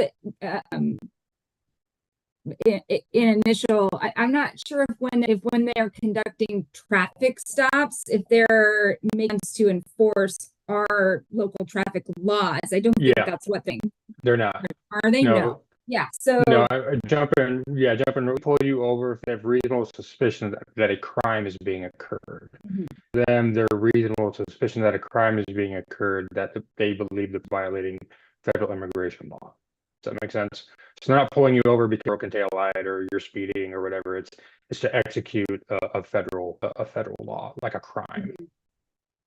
Thank you, Ms. Lindsay, because that's how more of the confusing. I understand the language a little better now. Who, if they're not communicating with Portland about criminals and traffic stops, and who they potentially see are found out that there are criminals, it seems like they have superseded that they can go in and do the same work as Portland police on identifying a crime or a criminal who has committed a crime in traffic, driving away and stuff like that. Is that about right, Mr. Lindsay? Yes. Yeah, awesome. Thank you. And then Christopher, I'm like reading this at the same time while speaking. Yeah, thank you for that, Christopher. And I know Leslie. Yeah, Leslie. Yeah, so I know it's been a topic of discussion in this meeting a lot. I know yeah, I'm trying to form thoughts because I have a lot of them. No worries. But I guess the question has been asked before, not just tonight, but like was actually within the scope of the PPB to help the city. And what we've kept hearing currently is, and what I keep struggling with is that because of the Supreme Clause, because of process and bureaucracy and all of these constraints, there isn't much. But in the meantime, people are disappearing, people are getting kidnapped without criminal records, and now they're getting shot, and now people are getting killed. So it's, and what I struggle with is like, we can't keep saying there's not much we can do, we can't really do much. So the ask that I have of the PPB is that it's just up to the community to get creative. It's also up to the people to get creative. And how can we create creative? What can you do that is within your scope, right? Like, I think Caitlin brought it up. You can't impede acting things. Like, you maybe can come up at the end of an action and like help the community and stuff like that. But by then people have suffered. So, is there anything preventative that we can do? Can we get creative that way? Can you participate in like more know your rights trainings, or other types of trainings? Can we participate in community, like helping generate community safety plans? Like, what is within the scope of that isn't impeding these things, because these things are eating, and now people are dying. And if I were shoes, and if I was, if all I could do was like stand there as members within my own community are getting, beaten, I would feel powerless. So, sorry that you're in this situation, but like, what can be done? I guess is my question. And it's not a question for tonight. It's more just to ruminate and think about. Yeah, and if I can real quick, and maybe it gives you guys time to think about this. One question, and it's a follow-up to basically Leslie, follow up to Leslie, which honestly this probably goes to in the city attorney's office too, is one, yeah, has PPB in the city have to think about creative ways, like policies and just PPB, tasks and actions is like, I guess, is supposedly one thing. And is it really just from what we're seeing from council? I know many city councils, drafting legislation on, ways to combat the federal government, ICE. But is there any way, like, or anything that we're like from the city attorney's office, or just like PBB, and PBB is like on ways like to where it's not just like city council fights, but also city attorneys and PBB as its own. And again, not like a need to respond right away. It's just something to think about as you go back to chief's office and other people. So I'll Yeah, just say, oh, go ahead. The response I can give is that I think we've demonstrated Portland Police Bureau that we are open to suggest. That's why we're here. So I mean, I would throw this challenge right back at this PCCEP and everyone here. Give us some creative solutions. We are to listen. We are, it's difficult for us because we cannot interfere, and a lot of the things we cannot interfere with the federal government enforcing federal law. And I think we've hashed that out. We've said that a lot, but I'm hearing what I am is that to look for creative ways that we can help beyond what we're doing. I think I will definitely pass that concept along, and I think we have been that ourselves. Like, what can we do? But we're also here right now listening to a lot of opinions and a lot of ideas. If there is something that we can implement, we can bring that back to my chain of command in the chief's office and see what we can. Yeah. So Lieutenant, I guess the question for you, sort of answered, is yes, the PBB has been looking at other things. Has anything like that come up, like, oh, is actually possible? Let's try it. Has anything come up for PPB? I mean, again, that's a very vague question. Like, has anything come up that we've tried? I think that we've tried so far, again, like there are examples of what we're doing right now, and not aiding the federal government. That's a big one. And them executing these their enforcing their laws. And being a part of this organization, showing up, we've been showing up at the protests at ICE. We're doing our best to be, but again, we are very, very restricted on what would be interfered. And and again, we'd have to turn to the city's attorney's office also with any idea that we even came up with, and run by them and say, like, does this constitute interfering with the federal government? Because we have to be very careful about not interfering. Educating the public is one thing, and that might be separate, but also that's a fine line. Like maybe we have to be careful with that, and I'll run that by Lisa in the city attorney's office. Got it. Thank you. Yeah, and in terms of, sorry. In terms of I was going to call on you either way. Go ahead. As to the city attorney's office, I mean, like I said, I'm not a part of the team that has advised on these issues, but I do know that we have multiple people in our office that are advising issues and are making themselves available for analysts for different, ideas that have come up for both the Bureau and other people at the city who have come up with other ideas created. So I do know that my office providing advice on those as they come up. Got it. Thank you, Lisa. Yeah, Gabby, go ahead. Yeah, thank you. What had been talked about before and at a previous meeting, is legal and not interfering for city police to confirm the identity of federal agents, that's actually completely in the scope. I think that's the important thing. I think that would be, I think that'd probably piss them off.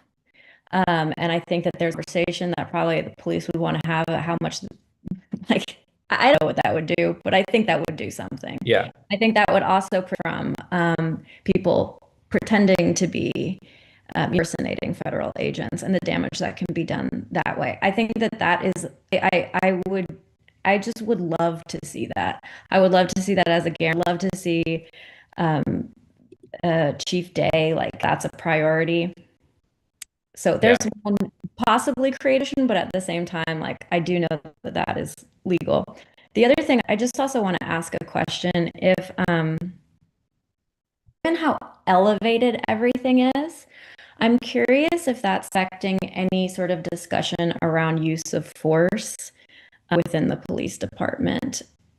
And that is a question, or if that comes up, or what use of force looks like in these times of elevated conflict.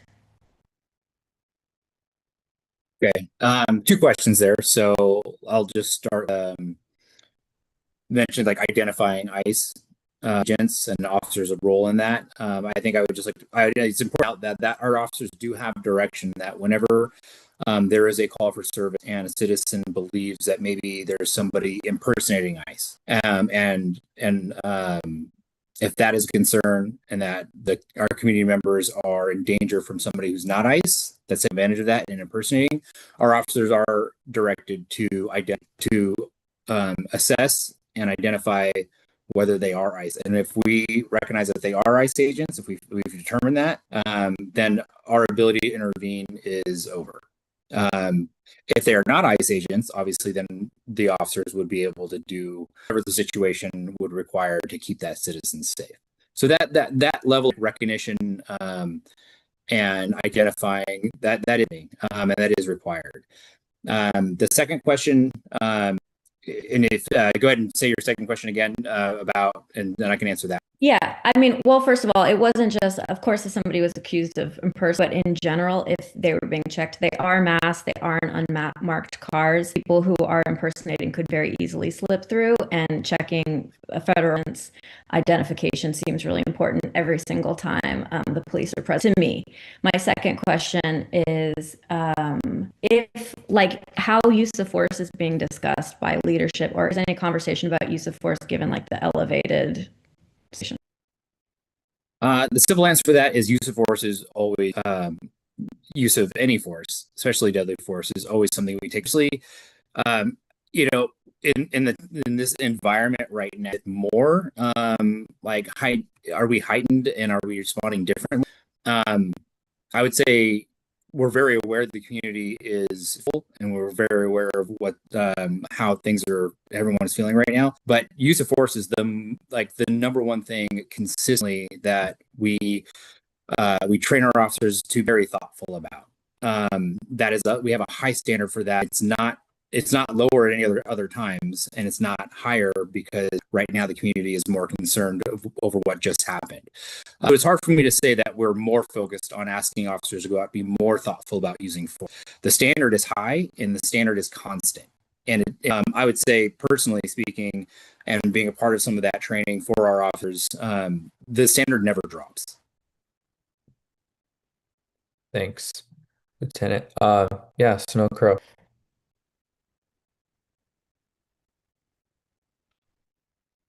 Sorry, I just There you had to run across the room and get a pencil to write my questions, and I just No slid worries. into home base. Okay, so I just wanted to ask about schools and crowd control, because the the video, and I really hope you go back and watch this high school video. Because it's going to happen. It'll happen if people aren't prepared. It's like we should be running ice drills at school for just the crowd control element of it, for the panic that happens. And I feel like the police might be able to assist on just that, on just making recommendations to schools on how to react to that kind of situation where you have these guys in bulletproof everything running at you. How are you going to respond to mitigate the injuries that are going to come along with it? Also, should I go one at a time? Let's just start there. What do you think about that? That's a creative thing that I think the police department can do, is kind of help us out on the mitigation of the panic that's going to ensue when the guys kind of actually descend on the public. Yeah, so I guess one question I have is, I'm assuming you have questions, correct? Me? Yeah. Yeah, I said, what can be done?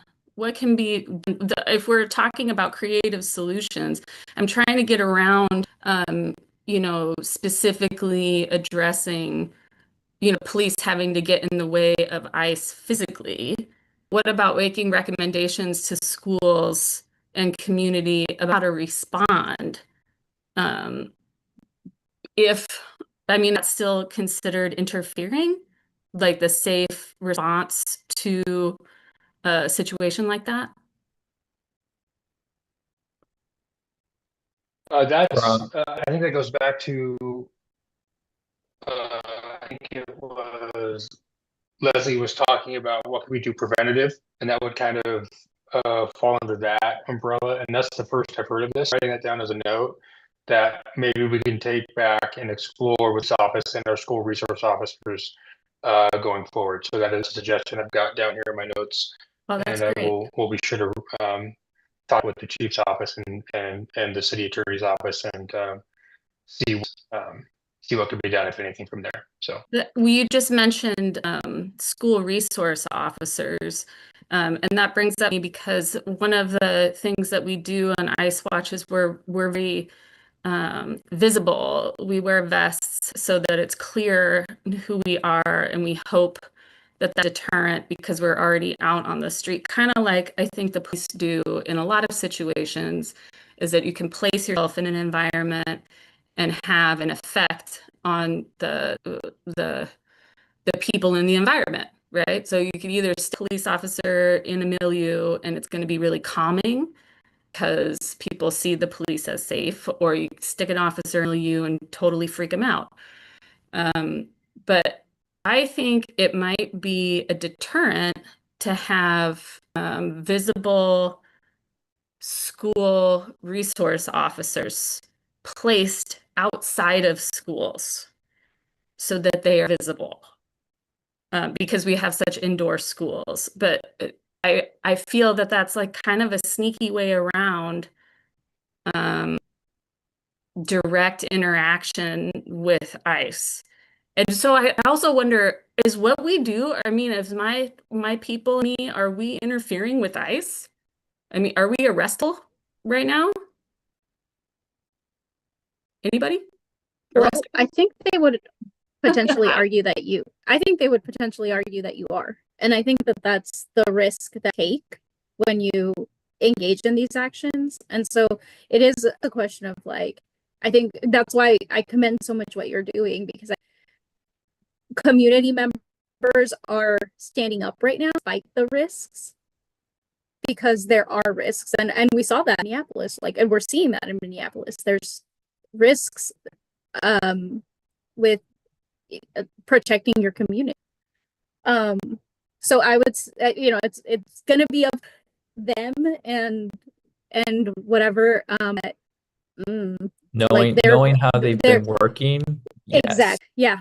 Knowing exactly how they've, they're trying to stamp dissent is exactly what they're doing. I would say, yeah, that's likely.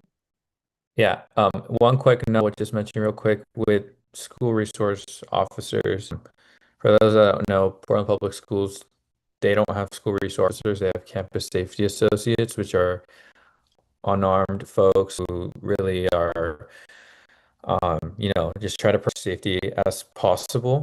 But on the east side, I do know in David Douglas, Reynolds, some school districts on the east side do first officers, and their capacity is limited to a certain extent, of course. But I think, yeah, it's something that the chief's office can try to see where for SROs can be part of that process, or even yes, with the CSAs.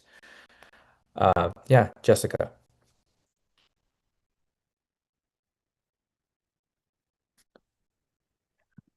Dovetailing on knowing that the police have the ability to confirm the identity of ICE.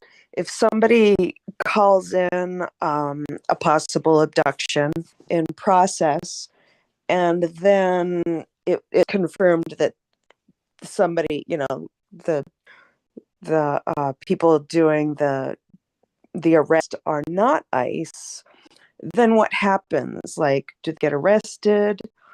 And then also happens to the person they're attempting to detain. Does that person then get arrested by the police? And so the police have the opportunity to look into that person's documentation. Did the police ever actually look at documentation, or is that just entirely hands of the federal agents? So is your question, if the Portland police are called to a situation where a citizen believes that a false ICE agent is trying to kidnap, grab, or arrest a citizen, if the Portland police respond and find that it is in fact a someone who's not ICE, right? What do we do with that person? And then what do we do with an undocumented citizen? Is that what you're saying, or a community member? Yes. So the first half of your question is difficult because it's there's a lot of nuance to that. It depends on the situation. So have to be, when it comes to like, is this person attempting to kidnap this community member who's an undocumented, and what are they doing? Are they doing something arrestable, committing a crime? We'd have to kind of talk about that would be individual towards the situation. Can they be arrested for the crime? Absolutely. I think the most important part, that the question you have right now, is what do we do with that undocumented citizen, right? I think that's what we're wondering. Portland Police, we don't do check, don't inquire, and we would not hold them and detain them ICE. We don't, and we wouldn't transport them to ICE. I guess if that's answers the question, if that's what you're looking for, our direction is to not in any way. And so, therefore, if we are detaining somebody who even, let's say we are detaining a citizen for, or a community member, what we believe to be a crime, and we find out that a crime wasn't committed, and then we'll find out in the course of that person is undocumented. The answer is we will not hand them over to ICE. We don't call ICE. We don't ensure they stay in place so ICE can show up and grab them. We don't aid ICE in any way, and that is the direction our officers have. Okay, would you detain? You don't hand them over to ICE. Do you detain them at all? No, yeah. To be clear, again, detain them at all. Yeah, there's their detainment. We wouldn't hold them in a location so ICE could come get them after we leave. In fact, our officers have direction specifically to ensure that happen. I know we've given officers direction that if they are detaining a community member for a law, for a Portland police related crime that we're investigating, if we have reason to detain somebody, our action is to take them away from the scene to a place where ICE is unaware of where we're holding this person, if that makes sense. And then we can do the investigation to see if this person that we're detaining is related to the crime. And then we would release them in an area and a place where ICE would not be. So, I mean, I guess I don't know how else to explain or demonstrate that our officers are directed to ensure or to their ability to ensure that they're not just releasing being investigated for a crime into the hands of ICE eventually. Oh, okay. Okay, then it sounds like if somebody if this is knocking on someone's door, regardless of their documentation, they could just call the police to confirm if that's ICE or not. I mean, there's nothing to stop them. I'm just yeah, I guess like in that scenario, in that scenario, yes, I guess if ICE feel like somebody is ICE, you can call the police. I think Captain Lindsay had mentioned, it will fall whether it has to go first, and BOIC will ask a series of questions, and then it'll get triaged into being dispatched to a police officer.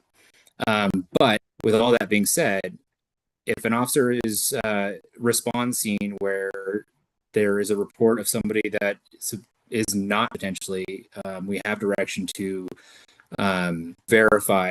And verify, to be clear, is there's an amount that we can do to verify someone is an ICE agent. Falls under reasonableness. It's not a matter of getting someone's name, ID, and then calling the federal government and confirming employment. That's not the level that we're going to. But if it's reasonably through uniform, vehicle, their patches, that they are ICE, then and badge and ID as well. We try and get that. Clear, yeah. It's very clearly identified as ICE with identification. Then our ability to intervene is over. And that would be recorded, their name and their badge number, etc. Every interaction that the Portland police have is recorded. We're to respond to that. We have body cameras that record the entire event. So and then it's, of course, documented. It'd be documented a report as well on an audio recording. So in the report, though, it would have a number and their name that not you, but, an officer hired to confirm that they were ICE? It would have identification that they used to reasonably come to the determination that it's. So that might not involve their name and badge number. Again, it would be situational, but it has to be what is reasonable, have reasonable cause to believe that this is an ICE agent. Okay. And I don't mean to be so vague on that, but I mean, I hope we understand that there's certain limitations on how deep we can dive into whether somebody is employed by the federal government. So, I'm just wondering how easy it is for somebody, an imposter, to acquire all that gear and the patches and everything. You know, and Are you talking about ice equipment, like just what yeah, they wear typically? yeah.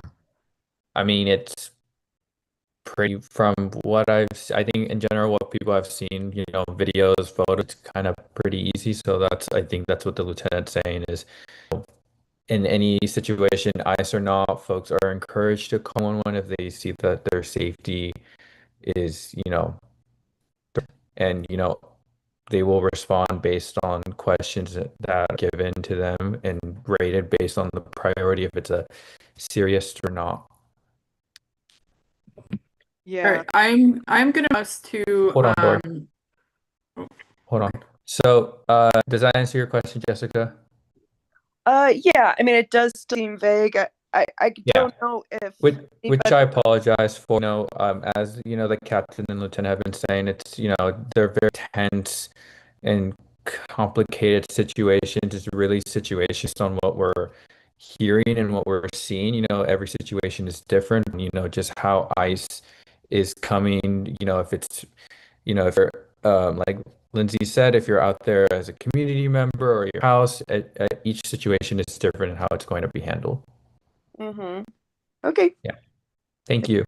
Yeah, so just a quick little summary just for everyone. I know a lot of conversation and questions, but I think, it's a really good conversation and really great questions and a lot of, back to it as they've been asked for months ever since I started seeing all these, interactions and just injections that ICE and Border Patrol is taking.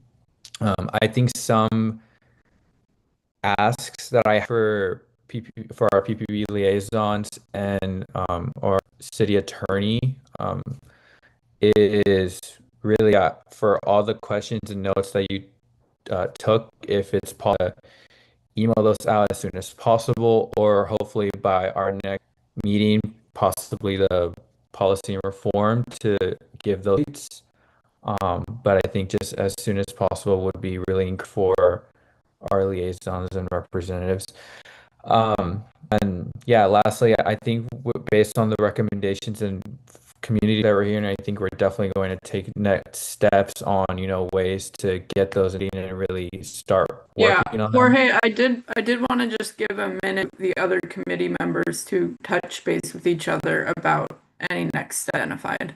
Yeah, or that I'll get to you'd that. be interested in pursuing. Thanks, Tor. But yes, just so folks know, I believe those are the asks we're going to make moving forward. But yeah, I'll pass it to Mr. Weisner if you want to go real quick. You're muted. Yes, I There you go. appreciate that. Thank you, Dory, and also for this to the team for this well discussed form ideals of what we're dealing with. My thought would go back again in education, and like Leslie was speaking up earlier. Again, we have a collaborative already effort with everybody, and it's now time to put that and have utilize the strength of who we are from city, state, as well as local.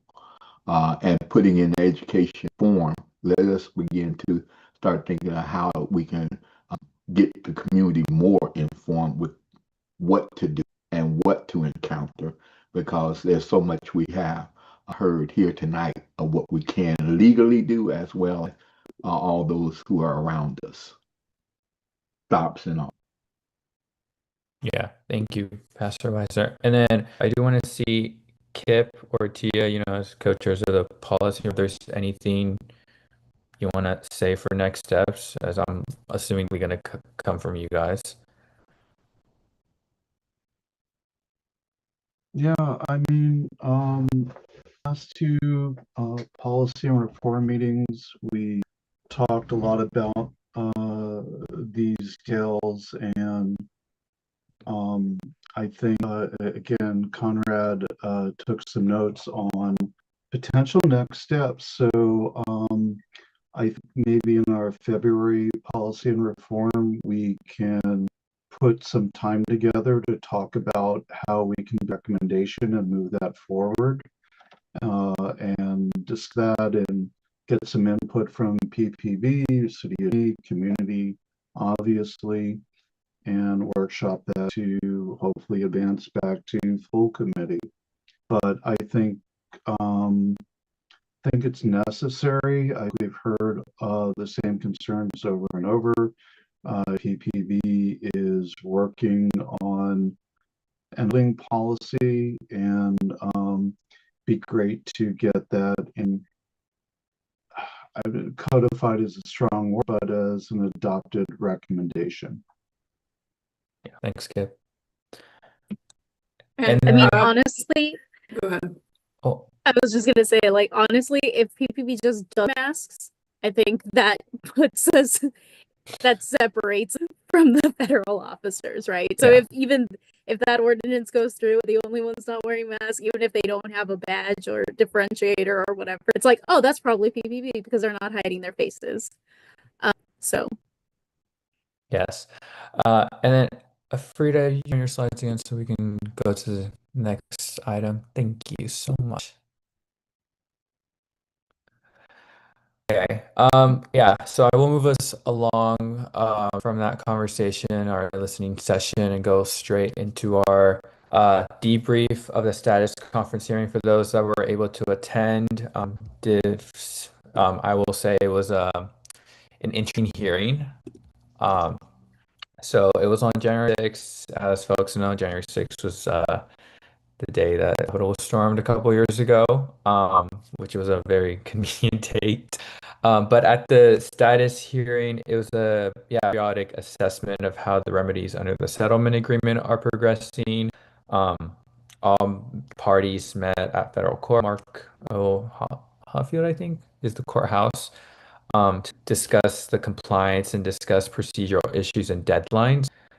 There was an expected topic regarding partial termination of certain of the settlement agreement, which one thing that we learned late from the city attorney's office was there was something there related to PCCEP on its termination, that it wouldn't affect really our ongoing work in any sort. The motion did not get filed, but other topics did dominate the hearing, which I believe is on the next slide, please. Yeah. So the hearing focused on the Department of Justice argument that the settlement agreement can be used to examine police records related to recent ICE protests. For those that know, there was articles from OPB and the Oregonian of two identified as right-wing activists were arrested and quote-unquote harassed by PPB officers, and DOJ was trying to use the settlement agreement to get access to those records, but I believe the city attorney's office, if I'm remembering Heidi Brown's words, treated it as a public records request. Correct me if I'm wrong, Lisa. I don't know if you're aware about that, but That is correct. yes, thank you. Yeah, DOJ argued that the settlement agreement covers protest-related police tactics that might violate civil rights protections. And then therefore they said body-worn camera footage, incident reports, etc., were should be available to them. City attorneys, as to City Attorney Robert Taylor for pushing back, saying that DOJ's request is a political maneuver to gain records that you wouldn't normally have to produce rather than enforcing the settlement. And Judge Simon did not rule, from what I know as of yet, but will rule hopefully soon on the decision of whether records should be issued. Next slide. So our statement, I was able to deliver it. Our statement really focused on PBB's progress, especially the improved protest response for much of 2025. But building and maintaining trust is, still a process from what we've heard from community in the past. in the past year focusing on the independent monitor's report. PCCEP did not fully agree with the compliance assessments from the independent monitor.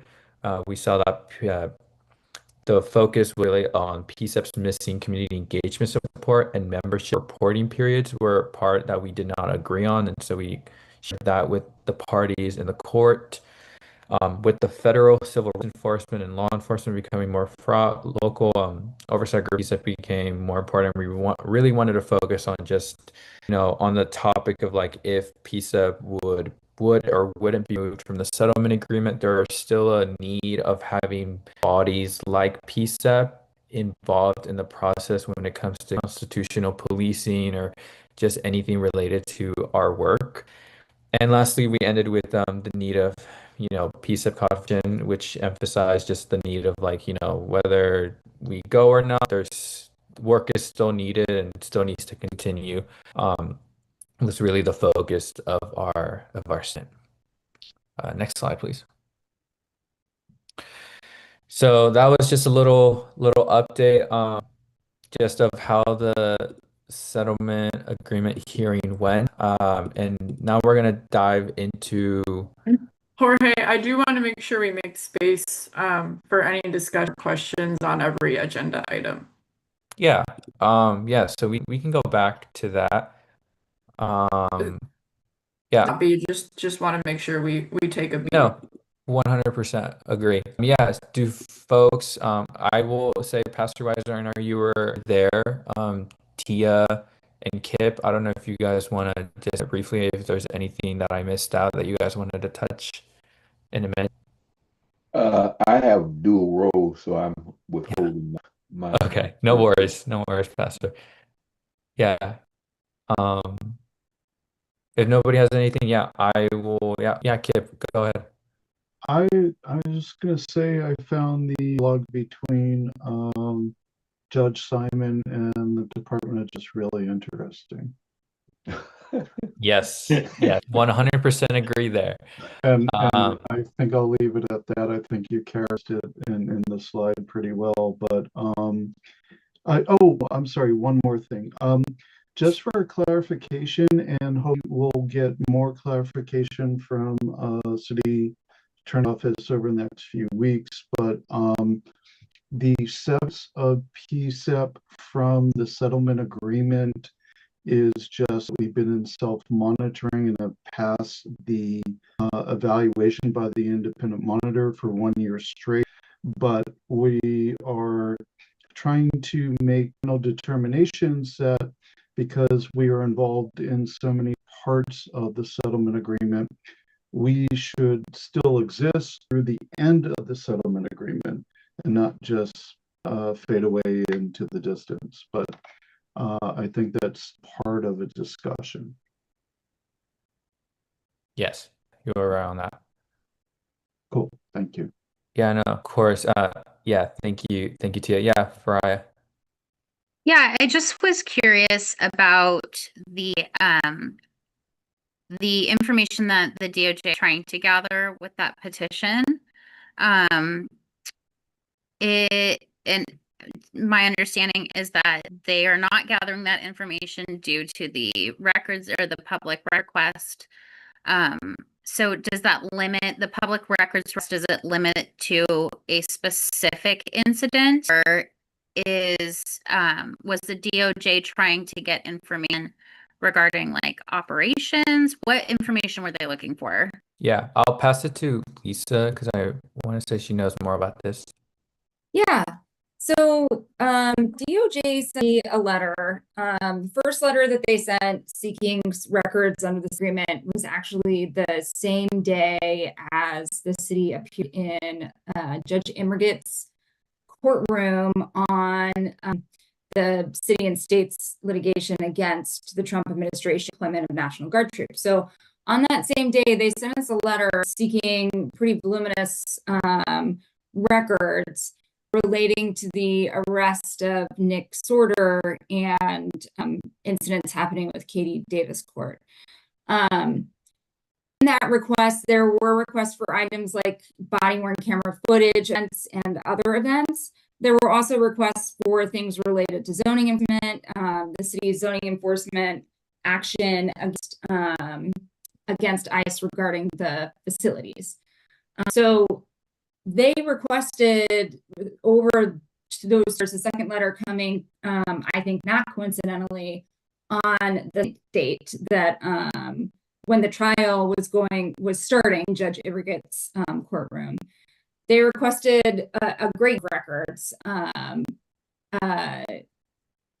regarding those incidents and other incidents down at the ICE facility, but they were not records that were requested to assess any Fourth Amendment force that might have been being PPB, but instead to assess whether PPB, kind of conspiracy theory that PPB has been actively enforcing the laws, essentially, based on political affiliation. I'd have to pull up the letters so you like more about the specific things that were requested. That sort of summarizes the things that they requested, and then ultimately put that into a public records request, and provided what we would be required to provide under that law. Okay, thank you. Yeah, no. And then, yeah, I will open it up to other PCEP members if you have any questions or comments or thoughts on it. I know, yeah, I think the number one word I would probably use was wow. For the hearing is probably the one word I would just say throughout the day is just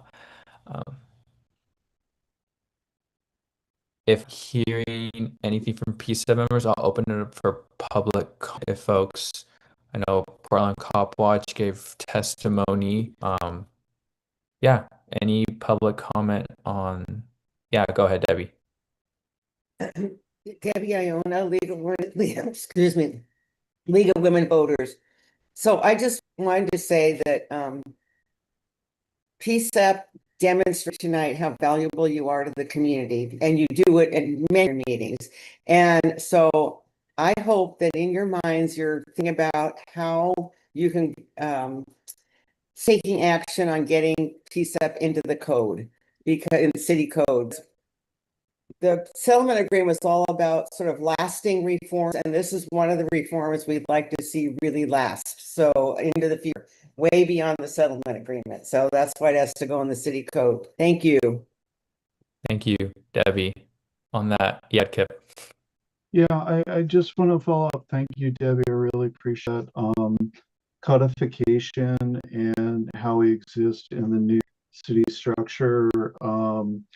Post agreement is one of the topics that we have from our steering committee meeting previously, and will be bringing in the near future. So yeah, thank you for that, Kip. Yeah, Barb.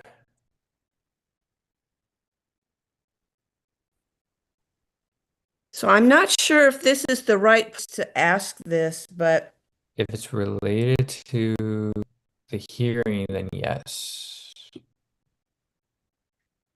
Well, it's about listening sessions for people to have some input into PA contract negotiations. So I don't know. Okay, so that will be public comment or C.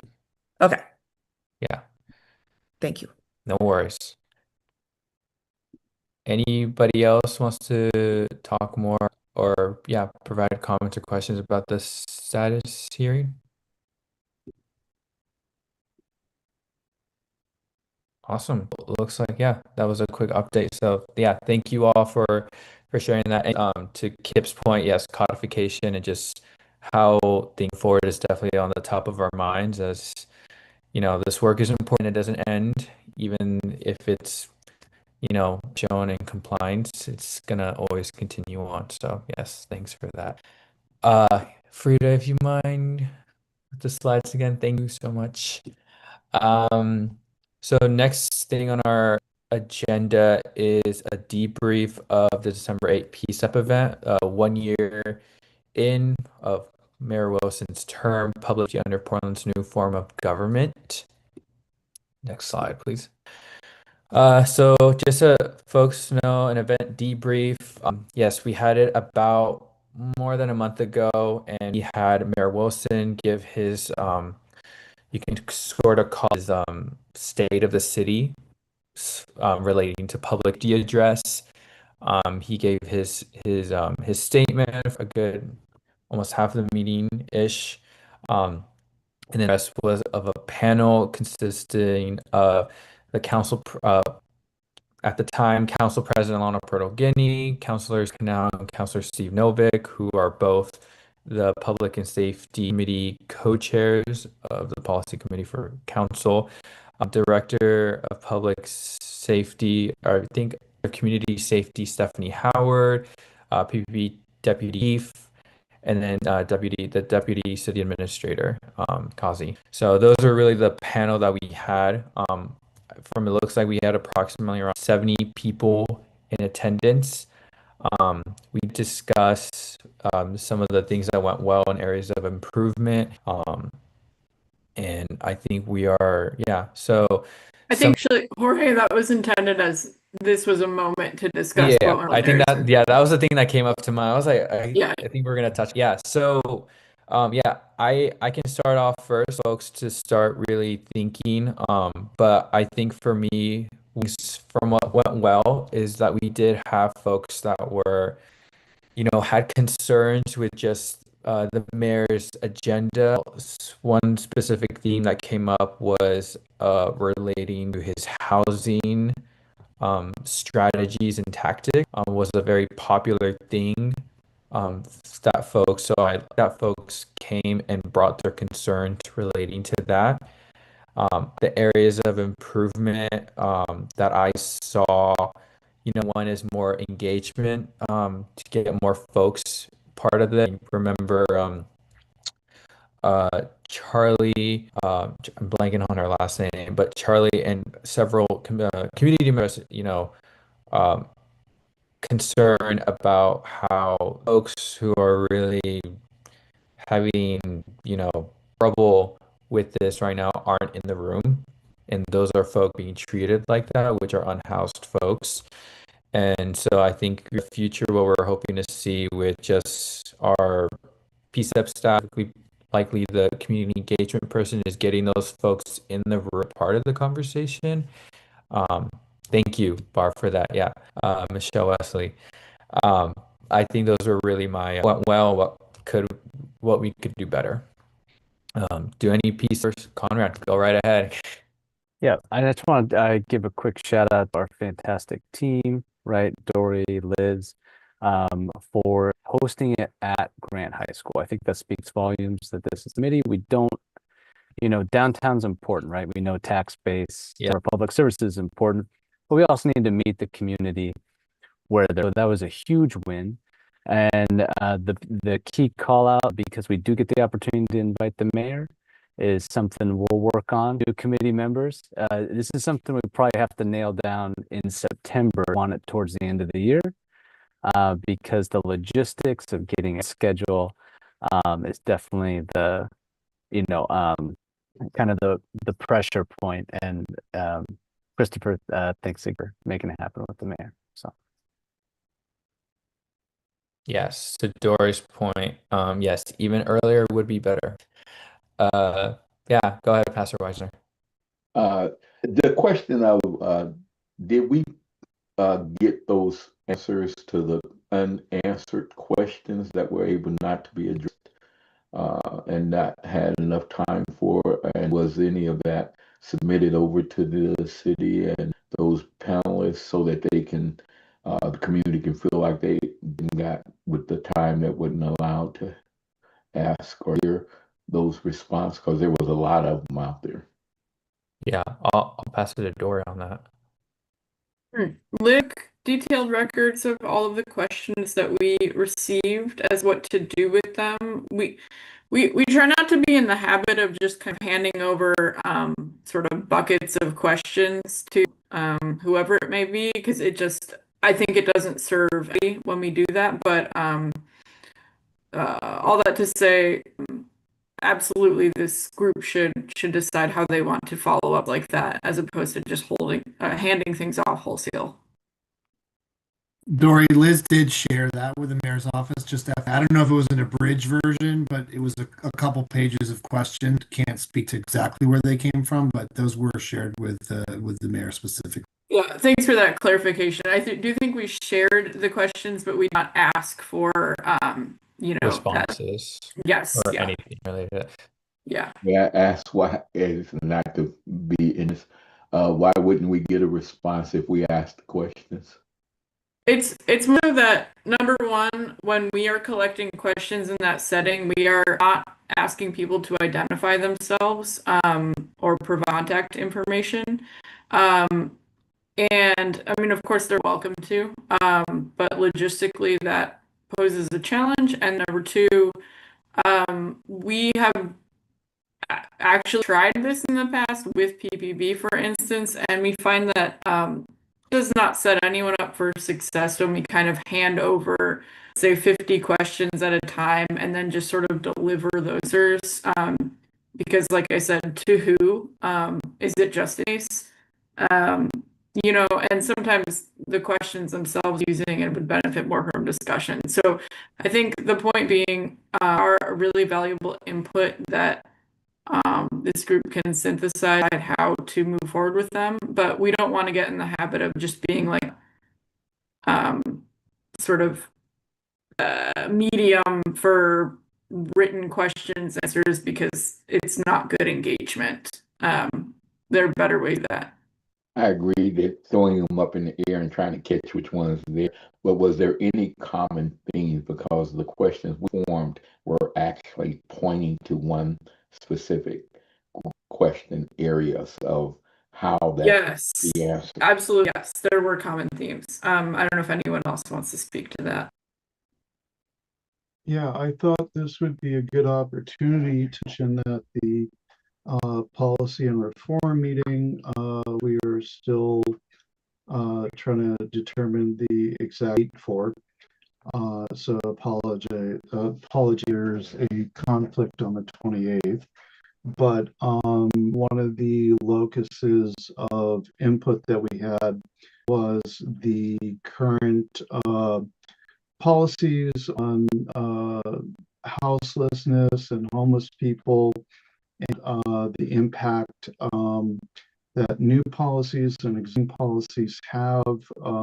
We heard a lot of people, or a lot of folks, advocacy at the town hall on these issues. So we will be featuring that at the policy and reform meeting, and we're working on getting the invites out now. So about how previous and current policies and interactions can affect the houseless population and the experiences of people who work with those populations have, as well as hopefully some advocates from that are actually unhoused. So that is all in the work now for the 27th or 28th, it looks like. I was specifically speaking for Jimmy, who spoke specifically about the African Americans. And there's still not an answer to that question. I kind of want to push for that, because again, what we do know is the expression that the mayor had left again in the middle of where that he had wanted to hit directly or why. So I'm just saying we're looking at it. I agree. Those, too many questions, too many ways of finding, but there is a theme to what really should have probably came, I feel, as a bullet point to the importance of the response that the community demanded and asked for. And it sounds like he would get that answer to me, it seems. Well, and just again, Pastor Weisner, I think you elevating that. I think that what I meant to say was that this should be a space to pull those threads and for you all to deliberate like what a next step would be topic, for instance. I didn't mean to say that like they're just going, they're just right. Sorry if I was confusing. No, Dory, I'm talking to the group now because as you have asked for the group, and it doesn't sound like I'm hearing that coming because again, I wanted to know what is the response to that. Yeah. And maybe there is an answer right now. Something can probably think about and get back if it's in the policy proceed group recommendation. I'm not sure, but hopefully that can be heard. Yeah, no, I agree with you, Pastor Weisner. I think like Doris, I think like that's the topic we're trying to like that's on like what our next steps are from that. And I think one of those things is, really I think that might be like more on perhaps us is to really have a dive of the questions. I don't know if I had a chance to really like look at all the questions that were given. I was skimming through it, but not like really reading every single one of them to perhaps kind of break it down on a theme and perhaps from there, get the responses that we're looking for. Because I remember the number off the top of my head, but I want to say it was somewhere like 50. Yeah, it's bullet points, so it's not my number. But it's in length, and so yeah, I think that's the only thing I want to emphasize. Thank Mr. Shenji, I appreciate it. And thank you again for allowing me to ask. Yeah, no, for sure. Yeah, Tia, you're muted. I There you saw go. the email that went out that there were a list of questions that were to the mayor. And then I sent an email hoping that we could project with them to work with the mayor on answer and possibly bring those to the policy and reform committee as an update, follow up to those who went. Here's the answers that we didn't we to get to when you're at the meeting.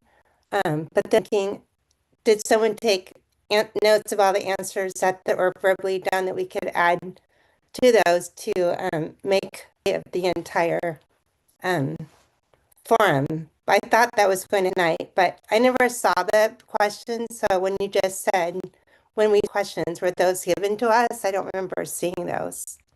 The list questions, yeah. So Liz did send it to us soon right after the forum of just like, hey, these are all the things that I was able to get down, and she listed there that she did to the panel and to parties involved. But to Dora's point, it wasn't like here's a list of questions. Please get back to us. It was just like here are the questions that were brought up for your work programs, etc. Could that be something that I take on, work on for a policy and reform committee? Yeah, no, I think that's the question that Pastor Weisner is asking for us. Is I think like, and that's probably my suggestion is that the questions are likely going to be focused on policies. And so I think my hope is was to sort of break it down to see what are the common themes and those likely in the policy and reform committee. But that's something that I would want to eye you, Tia, and Kip on as chairs of the subcommittee. I'm willing to work with you on Tia with that if be a volunteer point. I'm volunteering some of it, not a lot. Yeah. No, for sure. No, I think Gabby's gonna say the same thing if I wanna. Yeah, go ahead, Gabby. Yeah, I was gonna say, I think that like since we're going to have a community engagement committee pretty soon, presumably, and I know we're about to talk about community engagement, but we're running out of time. So, I want to say like maybe it's a good time to start thinking of what we're gonna split up to the various committees, and like really think about, identifying projects and tasks because it's like everybody's got stuff to do. Obviously, we're just talking attending these other meetings. There's all these meetings that's going to need to split up. So I definitely like, how can we have a conversation about like who should be taking care of what? Are we going to do that like through email and that's like a fine way to do it, or is that to do in a meeting? I think that these questions done, you know, should be sort of delegated within the community engagement. Personally, I think the policy and a lot of great things to work on. Yeah, I think I'll emphasize that part for sure. You know, it's not just like, you know, PCCEP as a general committee already has a lot, but with everything happening in the world and here at a local level, and just there's a lot of ongoing projects. And for folks that remember steering committee on the priority list for full committee policy and engagement, there was a lot of things. And since I want to say more things have been even added onto it. So I think for like next steps, as a whole is really just from conversations that we're going to have, hopefully next steering committee is really outlining how we want to move everything forward. And I think like, you know, for that, it has to be the whole committee together to just like, you know, who does what, who does this, how we want to, you know, really split up the projects, how we want to really split up the subcommittees to make sure it's not, you know, one as in policy really taking on a lot of load, but having something that community engagement can do now that we are hopefully going to have a new community engagement staffer, but also with our 6 new members. I think just for to provide a high-level summary of the received, it was really 3 main topics that emerged. There were, of course, a lot of comments about ICE, which we've substantially in this meeting already. A lot of the things that were raised were a lot of comments about housing policy and homelessness and enforcement and how that intersects with housing. And there were some comments about accountability and the oversight board. And of course, you know, sorry, that wasn't the third one. That was the 4th place one. The 3rd place one was what Pastor Wisner acknowledged, which was increasing reach and engagement from communities that were not in that space, including the Black community. I just want to boilerplate those topics. We do have a sense of what was shared already. It's not like we don't. So you could discuss if you want to take any of those ups and or how, and or to Gabby, how you want to assign them. We do have a couple minutes. I want to make use of that time. Yeah, no, for sure. Go ahead, Gabby. Do we have like a idea of when we could say that there will be a engagement? I believe based on me and Conrad, and I'm like gonna look at Conrad to see if I'm correct on this, but I believe it was February what we were looking at.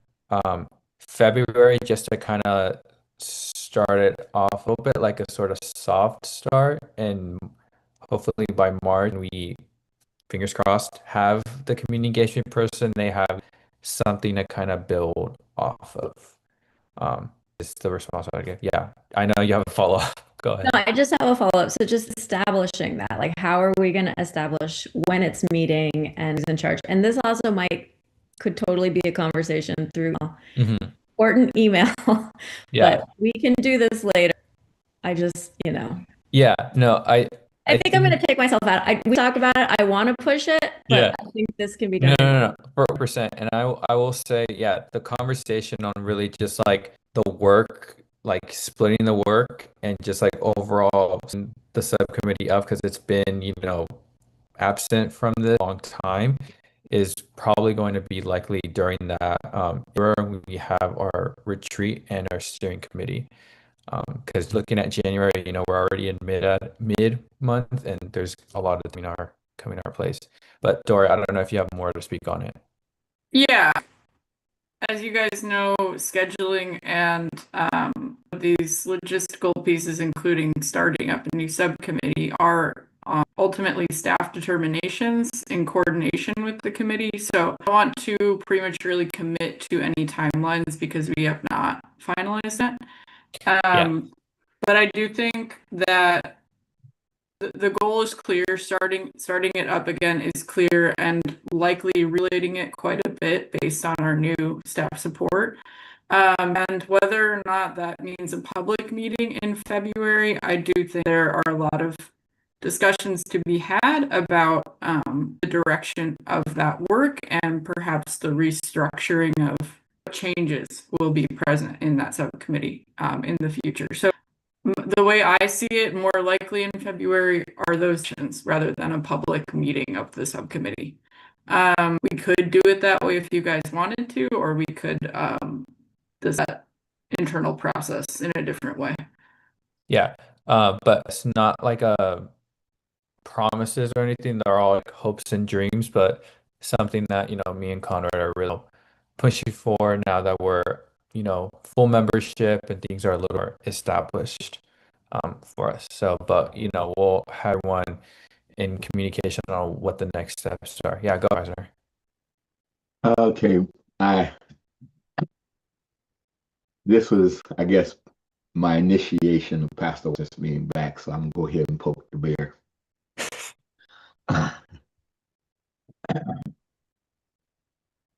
In the town hall, Stephanie Howard rescued Gilbert on a question.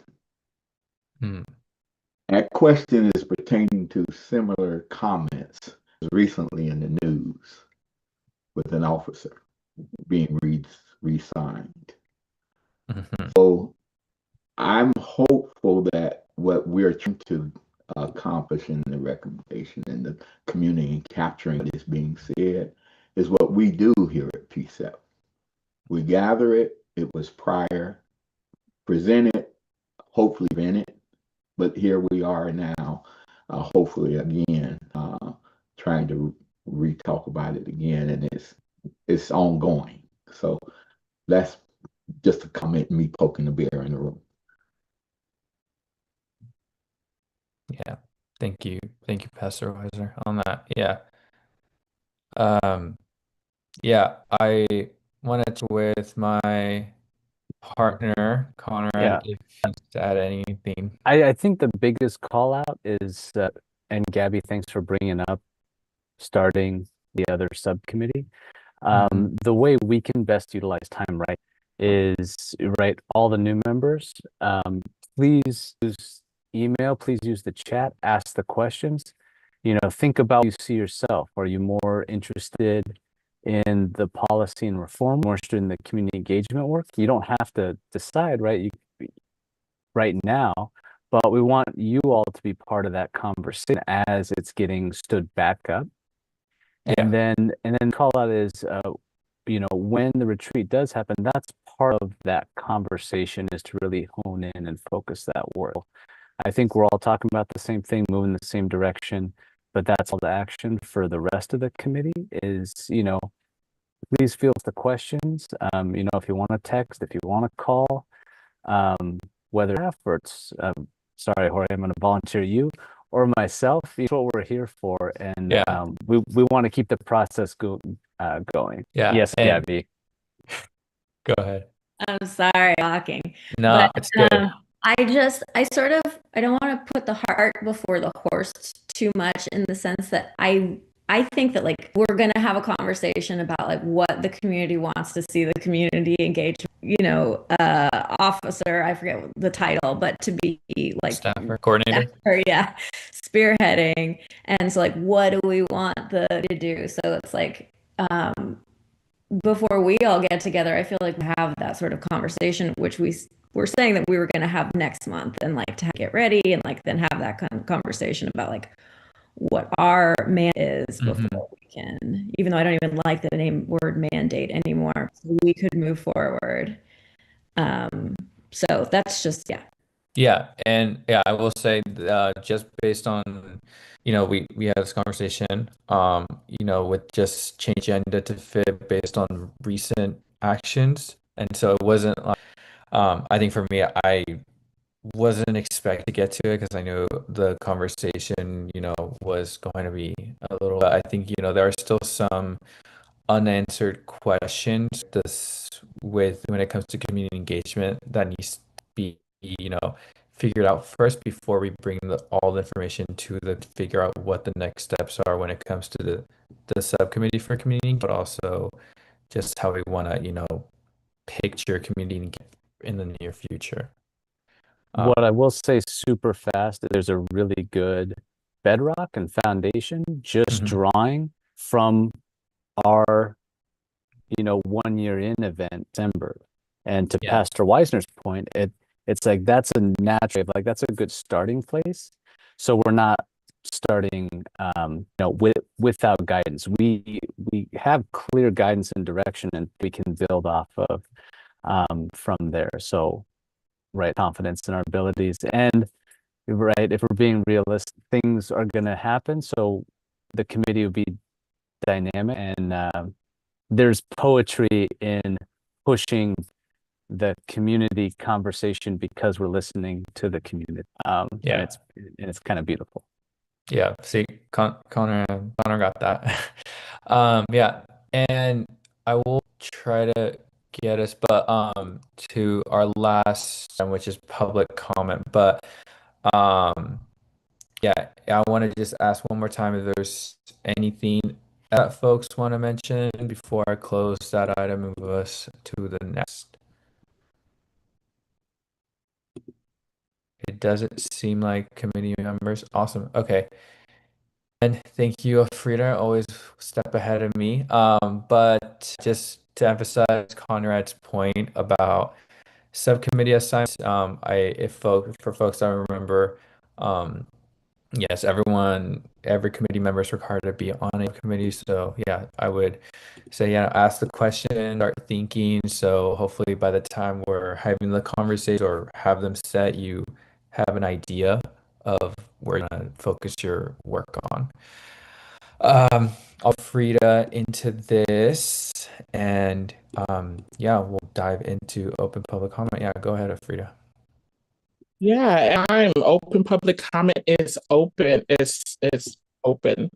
And remember, just a reminder of open public comment. It's an opportunity for you to share, ask questions or share about anything discussed today or any of the work related to peace. Go ahead, Barbara. Thank you. So at Portland COP, we've been discussing how in 2019, I believe there were two, I don't know who did public meetings about what we wanted the city to do to work for in the PPA contract.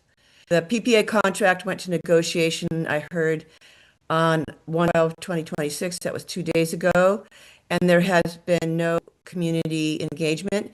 And we thought that Peace would be a great organization to do that you would do a good job of it if you could take that on. That's all. Thanks, Barbara. I do believe I'm reaching out about that because, like you, we heard about that very recently. So thank you. Yeah, but we just thought y'all would do a good job. Thanks, Barb. Go ahead, Debbie. Yeah, I second that suggestion. I think, I attended at least one of those listenings back in 2019, and they were really valuable. A lot of people showed up, good way to involve the community in important discussions. So if the mayor's office doesn't want to take it on this year, because the one from 2019 was Wheeler and Hardesty worked together to put those on. So if that's not in the cards this year, I think it'd be really fantastic if you guys did it. Thank you. Thanks for that, Debbie. Debbie and Barbara, that's what I was going to ask. Just confirming to you, the best of your memory, that hosted by the mayor's office the first time. Yeah, the one, I can send you the, there's a 6-page report the Bureau of Human Resources produced after the meeting.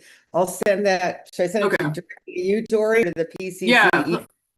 to all of us, that would be great. That'd be really helpful. Take a look. It kind of talks about how they organized them and what happened and how many showed up and all that. So, yeah. Great. Yeah, thank you. That'd be great.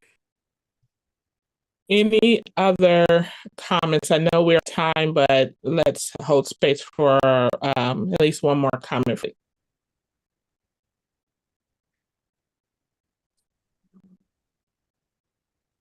All right, it feels like there's no more comments.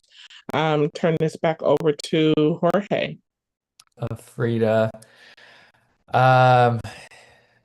Yes. So thank you. And thank you all to. Ooh, where was?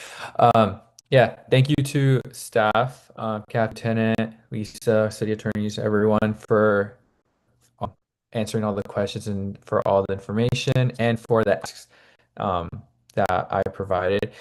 And yes, Dory, thank you, and Frida for assisting us with logistics. I know it's you typically Liz, but hey, you guys did a good job. So thank you for that.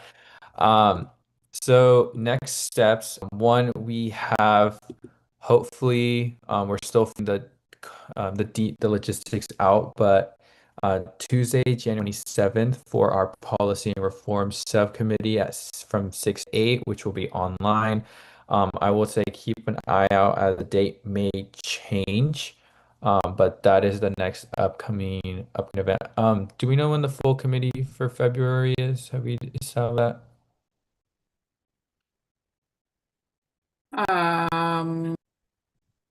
It would be most likely the 11th, February Okay. 11th, but I don't have my calendar in front of me. No worries. I just thought it would be on here. But yes, February 11th, keep an eye out for that for the next full committee meeting. I believe that is it for today. Valentine's Day. I do want to just clarify and just make sure I'm getting this right. The next policy and reform subcommittee meeting tentatively Tuesday, January 27th, which is just a difference than the normal Wednesday. Right. Yes. We're trying to solidify that. I forget the name of the meeting. Sorry, it's been a long day, but there's a conflict where a lot of folks that we would expect to show up to our PCCEP meetings will already be engaged. Also made a request that when we do have our community engagement person, the city in place, that will hopefully be able to avoid conflicts in the future. CRC, thank you. CRC. Yeah, right on. But yeah, hopefully the 27th. Yes. But yeah, like I said, keep an eye out for that social media and our comms email. Yeah, and lastly, yeah, thank you PCCEP members of the public and accessibility support for your contributions today. Folks, learn more about through the website, and if you have more information, is it PCCEP info at portlandoregon.gov? Hey, I have it memorized, everyone. I have the email memorized. But yes, thank you all for being here, and thanks for staying an extra 3 minutes with us. I'm tired. Yes, it's been a long day, everyone. Yes, thank you. See ya. Okay, good night. Thank you. Good night. Thank you, everyone. Have a good evening. Good one. Thank you all. Captain Lindsay. Appreciate you. Stopped.